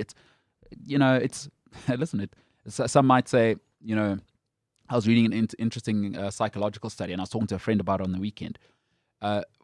Sport in a country is a direct reflection of the politics in that country. So just so you know. So that's where our society is, largely speaking. We're Bafana as a country. And we got to be able to say that, by the way. I know, again, that patriotism... I love this country. Honestly, I was thinking of moving a couple of years ago, but I was like, it's awesome to be here. The people are friendly. The weather's nice. It's hard to live in Europe, man. It's hard. They're cold people. It's hard. And not just because of the weather. Yeah, they're cold and they're not the same. And this country is great, but we have to be able to say, hey, we got big problems. We got big problems. And don't think this is the only federation that's a mess. No. federations all over, big federations that we think should be better, are a mess. And we used the Germany example last week, but that's like one in how many. Most of them just have good national teams by accident because it comes down to the players are driven to get out of their country and go into Europe and get better coaching, or that the clubs have got a model built around getting players out of the club into Europe. That's why Portugal's got a good side. The Portuguese Federation hasn't done anything revolutionary. It's because they had football clubs that went, you know what, we need to make money out of selling players. This happens in England's the same. England hasn't had some grand reason of success. It's just their clubs said, well, we need to make money, so let's develop players in our academies to feed our first teams. And Ghana, Ivory Coast, Nigeria's got no grand scheme to have the players they do, but their players are hungry enough to go, I want to get out of here to go to Europe and make myself better. And that's as simple as that. Brighton, where did Percy Tau even play? I didn't even see him play. Apparently his career at Brighton's coming to an end. I read so. I didn't read started. it. Never started. In Well, depth. yeah. Something's got to start. You can't get divorced before you get married. Fair enough. So as long as every player in this country is happy to suckle at that PSL money and go, this is the best I have because no one's going to push me. I live a great life. I mean, we can go offside. I heard about, and Bulelo, you'll know as well, massive names in this country, massive names who got invited to be seen at massive English clubs. But they said, look, you got to come train with us for 2 weeks. No, you sign me on these conditions or you forget about it. It's like, hold on a second here. You've been playing in Africa your whole career. My guy. I think it's worth it that we can ask you to come train for us for 2 weeks before we sign. And they're saying no. Why? Because they can get more money from, hawking soap products and being the front man for banks and stuff like that. True story. And as long as that's happening, and as long as we're feeding that, and forget it. SAFA can do all they want. The players need to want to go. They need to want to go, and they need to be happy to play in Kazakhstan, and they need to be happy to go play in Ukraine for a season, and they need to be happy to go play in Greece and happy to play in Turkey and eat crap for 2 years, and maybe you'll get noticed, but they don't want to. No. It's either go from here to Manchester United or Real Madrid, or I'm not going. I want the easy route. That's it. And it's only going to get worse because there's more money. So billionaires are getting involved in the PSL now. So it's only going to get worse because guys are going to get like the best life in Africa is being a South African footballer because you can be mediocre and get paid R500,000 a month. I know 2 players who refused. We're probably talking about the same players. and I know 2. So maybe, but I know 2 players. When I went, we had the same agent. And they refused to go because they were comfortable at 2 of the biggest clubs in this country. And I'm not going to, I think, once I say that, you know which clubs I'm talking about. So I know that for real, what Paulo just said. And again, to just finish off on your point, I've said this on the show before, is that there's a reason why I don't want my administrators running my sports. Here's the reason. Administrators make rules. And nothing progresses with people that make rules. The jobs of administrators is to hold things back. That's the natural thing of making rules.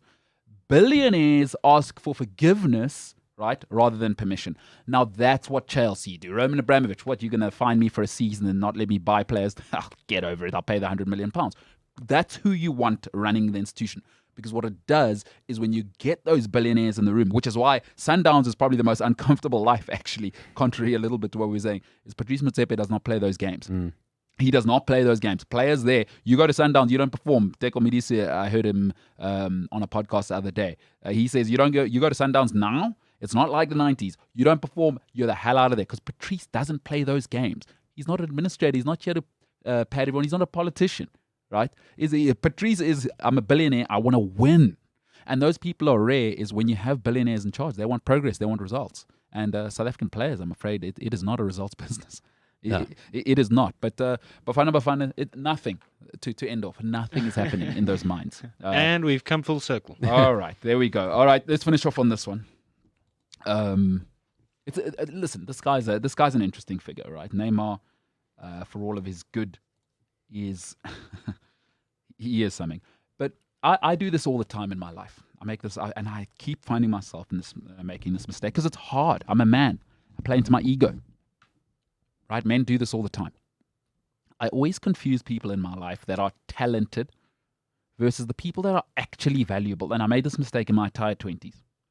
Right, I'll give you an example. We're all working adults. Now, the best salesman who doesn't get along with the management and the team, and he's always late and he's drunk on Mondays, but he's the best. His numbers are the best. He's not valuable to the team. What he is extremely, extremely talented. What I take is an average salesman whose paperwork isn't on time, gets along with management. He's a social lubricant, so when people are around him, he's not an agitator. She's not an agitator. I can trust him with clients because I know they're not going there with booze on the breath and they're going to try and charm their way out because we want to go to the next level. It's all about teams. Look, Neymar is not a legend, folks. I just want to say this. It's over now. He can never become a legend, and it's over. He's been sent off 3 times in the last 13 games, and I don't understand it, and I have only one conclusion. He doesn't like getting kicked, which makes no sense to me. You started at 18 at Santos, and nobody's been more kicked than him at Santos because he's always had this personality, and he was a ricket thin at Santos. And they still, and by the way, Brazilian football is maybe the most unforgiving environment on earth, especially if you're the star. Why is he not used to that by now? That was 9 years ago. Like, why is he not? What it shows me is you haven't grown up. That's my one place where I can go. The other thing I'll say about Neymar is this. You know, I've said this before. There's a guy and there's the guy. Cristiano Ronaldo, Leo Messi, Arjen Robben, Didier Drogba, Steven Gerrard, Frank Lampard, Roy Keane. We're talking about the guy. That comes at a price. That comes at a price. And you know what that is? Play through injury. Nobody's going to tell me Cristiano Ronaldo is always fit. I don't care how much of a machine he is. Trust me, folks. He's taping things up. He's holding things together. Frank Lampard played the Europa and Champions League final, both of them, with a broken hand. That's what I want. Listen, Arjen Robben, those hamstrings, we know that those were made of polystyrene. He pitched up. You got part of the deal of being the guy, not a guy, the guy. Pitch up. You've got to pitch up. I'm tired of hearing of Neymar's injuries. Play through it. CR7 and Messi's great thing. It's not the numbers. That's not, for me, I don't find that phenomenal. It's like, okay, that's awesome. We can get to that. It's a secondary thing. They're always available. That is incredible. No, in the history of the sport and football, forget the soft tag, is a brutal grind. It is a brutal Groundhog Day grind. And these two have showed up for 15 years. Don't give me that with Neymar. He doesn't show up. I've said it before. Availability, greatest ability. And here it is. For me, Neymar, I've got to say it, right? He's the Brazilian Pogba. And that's not to say I've got anything against Pogba. And there's nothing wrong with that personality type. But folks, unfortunately, the personality, I've got to put up with more. Where's the production? And what I mean by the production is what happens when you're not protected. Right? When Neymar was protected at Barcelona, right? Xavi, Iniesta, Messi, Suarez, all the arrows are going to them. Neymar, he's the icing. Great, that's awesome. Pogba, I've said this before, I believe he was a product of Vidal at the time who did all the grunt work, Claudio Marchisio who did the other grunt work and technical work, and the great Andrea Pirlo. That's when he won. That's when he shone. He came back to Man United, and I don't need to tell you what it's been at United. Listen, again, if you are the guy, I don't want to hear excuses. I saw Bruno Fernandes pitch up in the middle of a pandemic in a mess. Bruno's the guy. I don't care what team I'm playing. I'm playing at Sporting. I'm playing here. I'm playing in 4-3-3, 3-4-3, 5-3-2. Bruno Fernandes. Just give me the ball and make it happen, right? I don't want to hear excuses from Pogba or Neymar. Pitch up and be the guy. I don't want to hear what the conditions were. Because if you're a transcendent talent, which is what they keep selling me with Neymar and Pogba, you're Bruno Fernandes. Folks, you can hate Man United. Be honest with yourselves. You've seen a different level. You've seen what he does. He comes on. It's a different league. He's Kevin De Bruyne level immediately in the hardest league in the world. And people keep telling me it's the hardest league in the world to go to. But if you're the guy, you're the guy. Kun Aguero, season and a half, I'm the guy. Bruno Fernandes, 15 minutes, popped in for a cup of coffee and he's the best player in the league. So I don't want to hear Neymar's excuses, sorry. Because he's gone to PSG and it has been nothing short of a disaster. It's not a playing problem either. He's the Brazilian Pogba. All hype. Where's the end product when you have to be the guy? I'm tired of him being a guy. Protected by Conte, protected by Matuidi, we go and win. When Griezmann's there, we go and win. All right, that's great, but I'm paying £100 million for you, and Neymar's fee of 200 million is ridiculous. But my problem is this now, is, you don't want to presume things, but he's erratic on the field and he's erratic off the field. Where's the value for me then? I can handle one of the two, but I'm not going to handle you being erratic off the field. He's always injured, folks. I can't live with that. For 200 million, I cannot live with that. And listen, that's not Neymar's problem, because I think PSG made a mistake. Not everybody wants to lead. Not everybody can lead, because leadership is not a popularity business. Paul Pogba and Neymar, it's clear in their personality type. What do they want? They want to be loved. The social media thing, folks, is a commentary on who you are. They want to be loved, which is cool. I love it. I like the personality. I like Neymar. I like the samba. I love it. But it's not what I want my leadership to be. When I pay you that money, it's to sacrifice that. Because you know what you are? You're the CEO. Neymar is the CEO right now of PSG. And if it's not the model accusing him of all that horrible stuff, it's taking time off every year around his sister's birthday. If it's not that, I'm putting up with his agent. If it's not that, I'm putting him up with him fighting with Tuchel. Folks, when you're the CEO of a company, you know why you get paid the most money?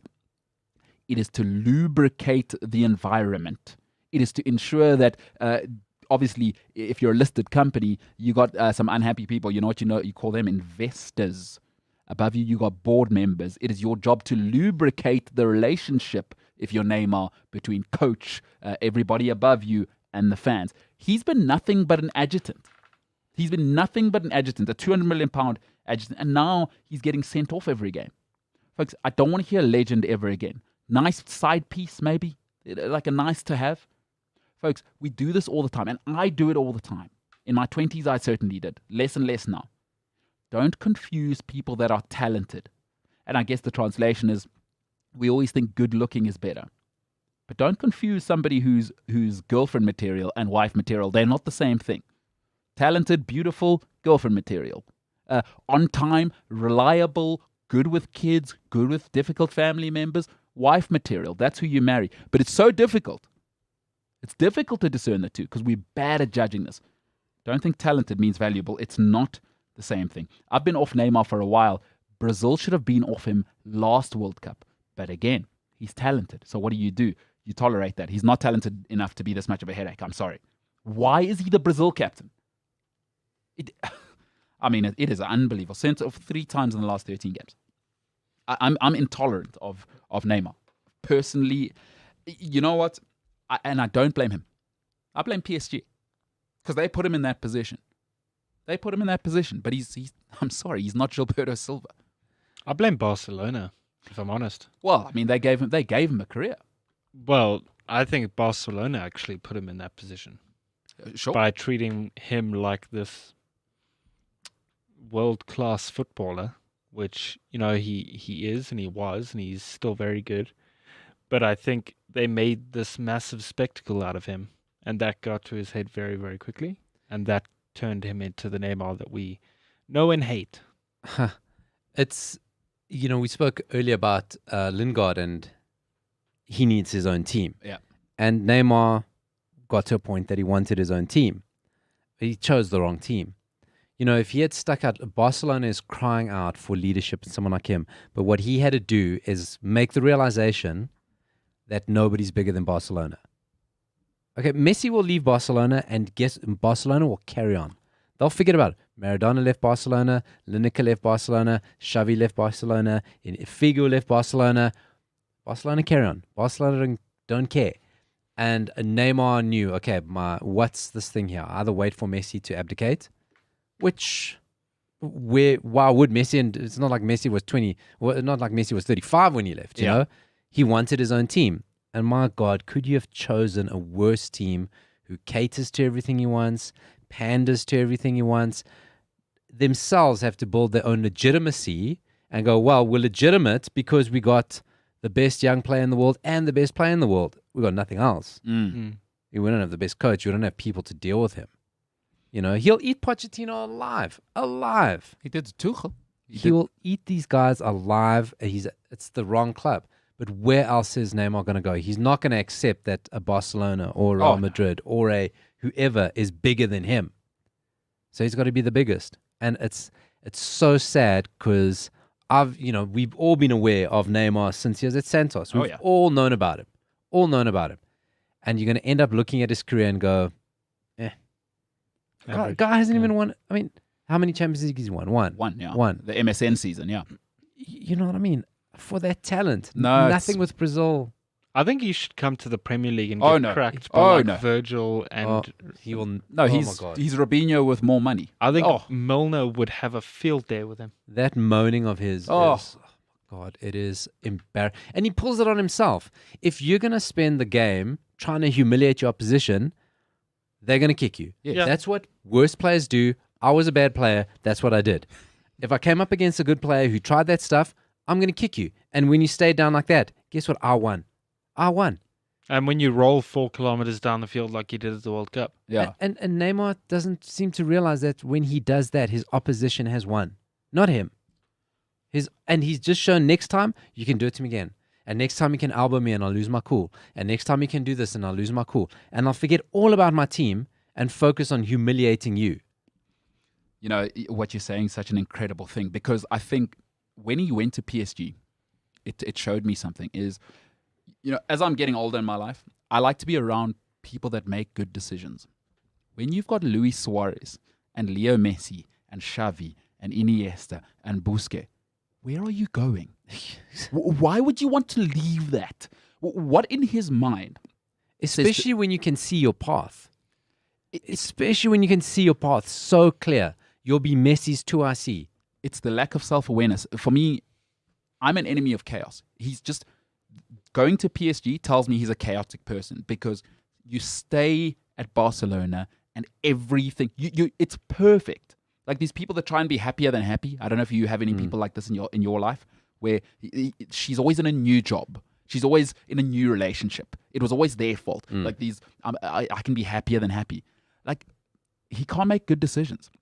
And everything since he went to PSG got exposed. Because I would imagine some of this stuff happened at Barcelona. By the way, football clubs are juggernauts at hiding stuff. By the way, the stuff that happens, that goes on behind closed doors, and clubs hide. It only comes out if they want it to come out. So I think what it showed you is now it's being laid bare, right? Is PSG probably, like, there's no way they knew this stuff was happening, because Barcelona probably didn't share it, was that this stuff that's happening now is out in the open now. I guarantee you, listen, maybe it may be a little libelous to say absolutely.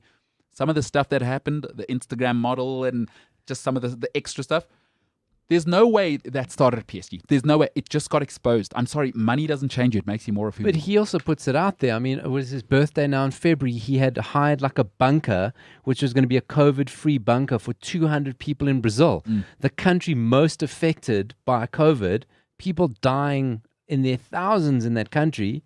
And yes, your national team captain is coming back home to have a 200 people COVID bunker party. Who are you? You're a disgusting person. Yeah, tone deaf. You're filth. I mean, is that not tone deaf? Come on. And then they because he's the CEO of PSG. That's what they picked. So it's on them. It's on PSG. The most dangerous thing in the world is getting what you want. But the Neymar thing for me now, I never want to hear it again. I don't ever compare him to Ronaldo. Do not ever. Don't you dare compare him to Messi. For me, he's just a Robinho who made money now. I'm sorry. I can't look at him in any sort of light and say he's a legend. It's impossible for me. I think he's just an egotistical baller. That's all he is. Yeah. I don't mind the ego. Production. Again, production tolerance. I'll tolerate Cristiano Ronaldo, and he's a handful himself. Hotels and hair, and Cristiano Ronaldo, first guy in the training. Right? And that was from 18, by the way. So Ronaldo wasn't like doing it for the money. Right? The money came because he came. What do the Americans say? Keep the main thing the main thing. And I don't think Neymar's been able to do that. Well, who was the one player about Ronaldo? It was in his early days in Juventus, and after the game, Ronaldo said, "Why don't you come to my house? I'll have my chef make dinner for us." But when he got there, it was a full-on warm-down session with Ronaldo, with a bicycle in the pool and the rub-down and everything before they could have dinner. There was no nice dinner there. You had to do your full warm-down before the dinner. You know, and that's just the way he is. He has an own team of masseuses that go with him after games. He goes to bed 3-4 o'clock in the morning after a Champions League game because he has to do his routine. He has to be rubbed down. He has to do the sauna. He has to do his warm down before he goes to bed. And that's the difference. That's what you get. His mentality is incredible. No, the ego's not the problem. The ego is what gets you there. Well, I'm okay with that. It's the lack of self-awareness on Neymar's part. I'm just like, I'm sorry. And a ruined legacy. I mean, that guy, he really had it to be. But you know what? What's coming a recurring theme every time we talk about those second tier, the Hazards, the Neymars, how they just cannot compete and compare to Messi and Ronaldo. That's how high the bar is now. Like, who's ever going to get near that? People fall short. Haaland might be another one who falls short. Sure. But you see all of that tier of players that goes, they're just that tier below. They're all like flittering away. And again, as fans, it is our job to fall in love with them. And I will say what my old man used to say: excellence is as an act you commit every single day. And I'm afraid Neymar, there's just too many things now. It's just too many things, and I'm not getting the production. What is the excuse for PSG to be 3 points behind Lille right now? Well, that's what I was going to say. It's not that he's just getting sent off randomly and PSG have got a 10-point lead and it doesn't matter. Your title is up.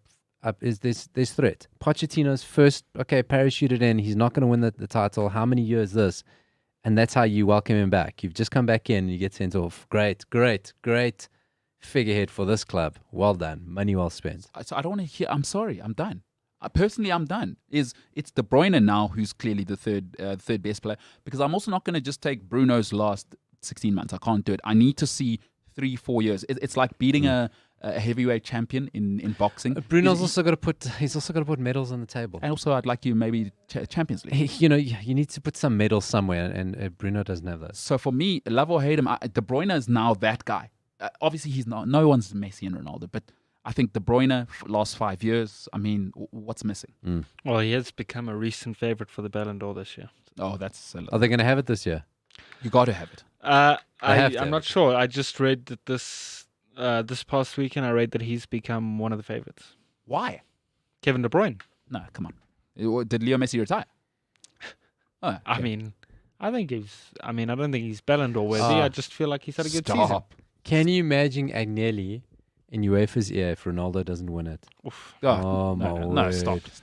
No, there's no, please, no, not while these two are playing. He's not at that level. Look at Messi's numbers. No. So we just cancel it till the two of them retire. Then we can start again. Yeah. I think we've had enough of them. Messi, Ronaldo, Messi, Ronaldo. Messi's doing another double this season. Jesse Lingard, Messi.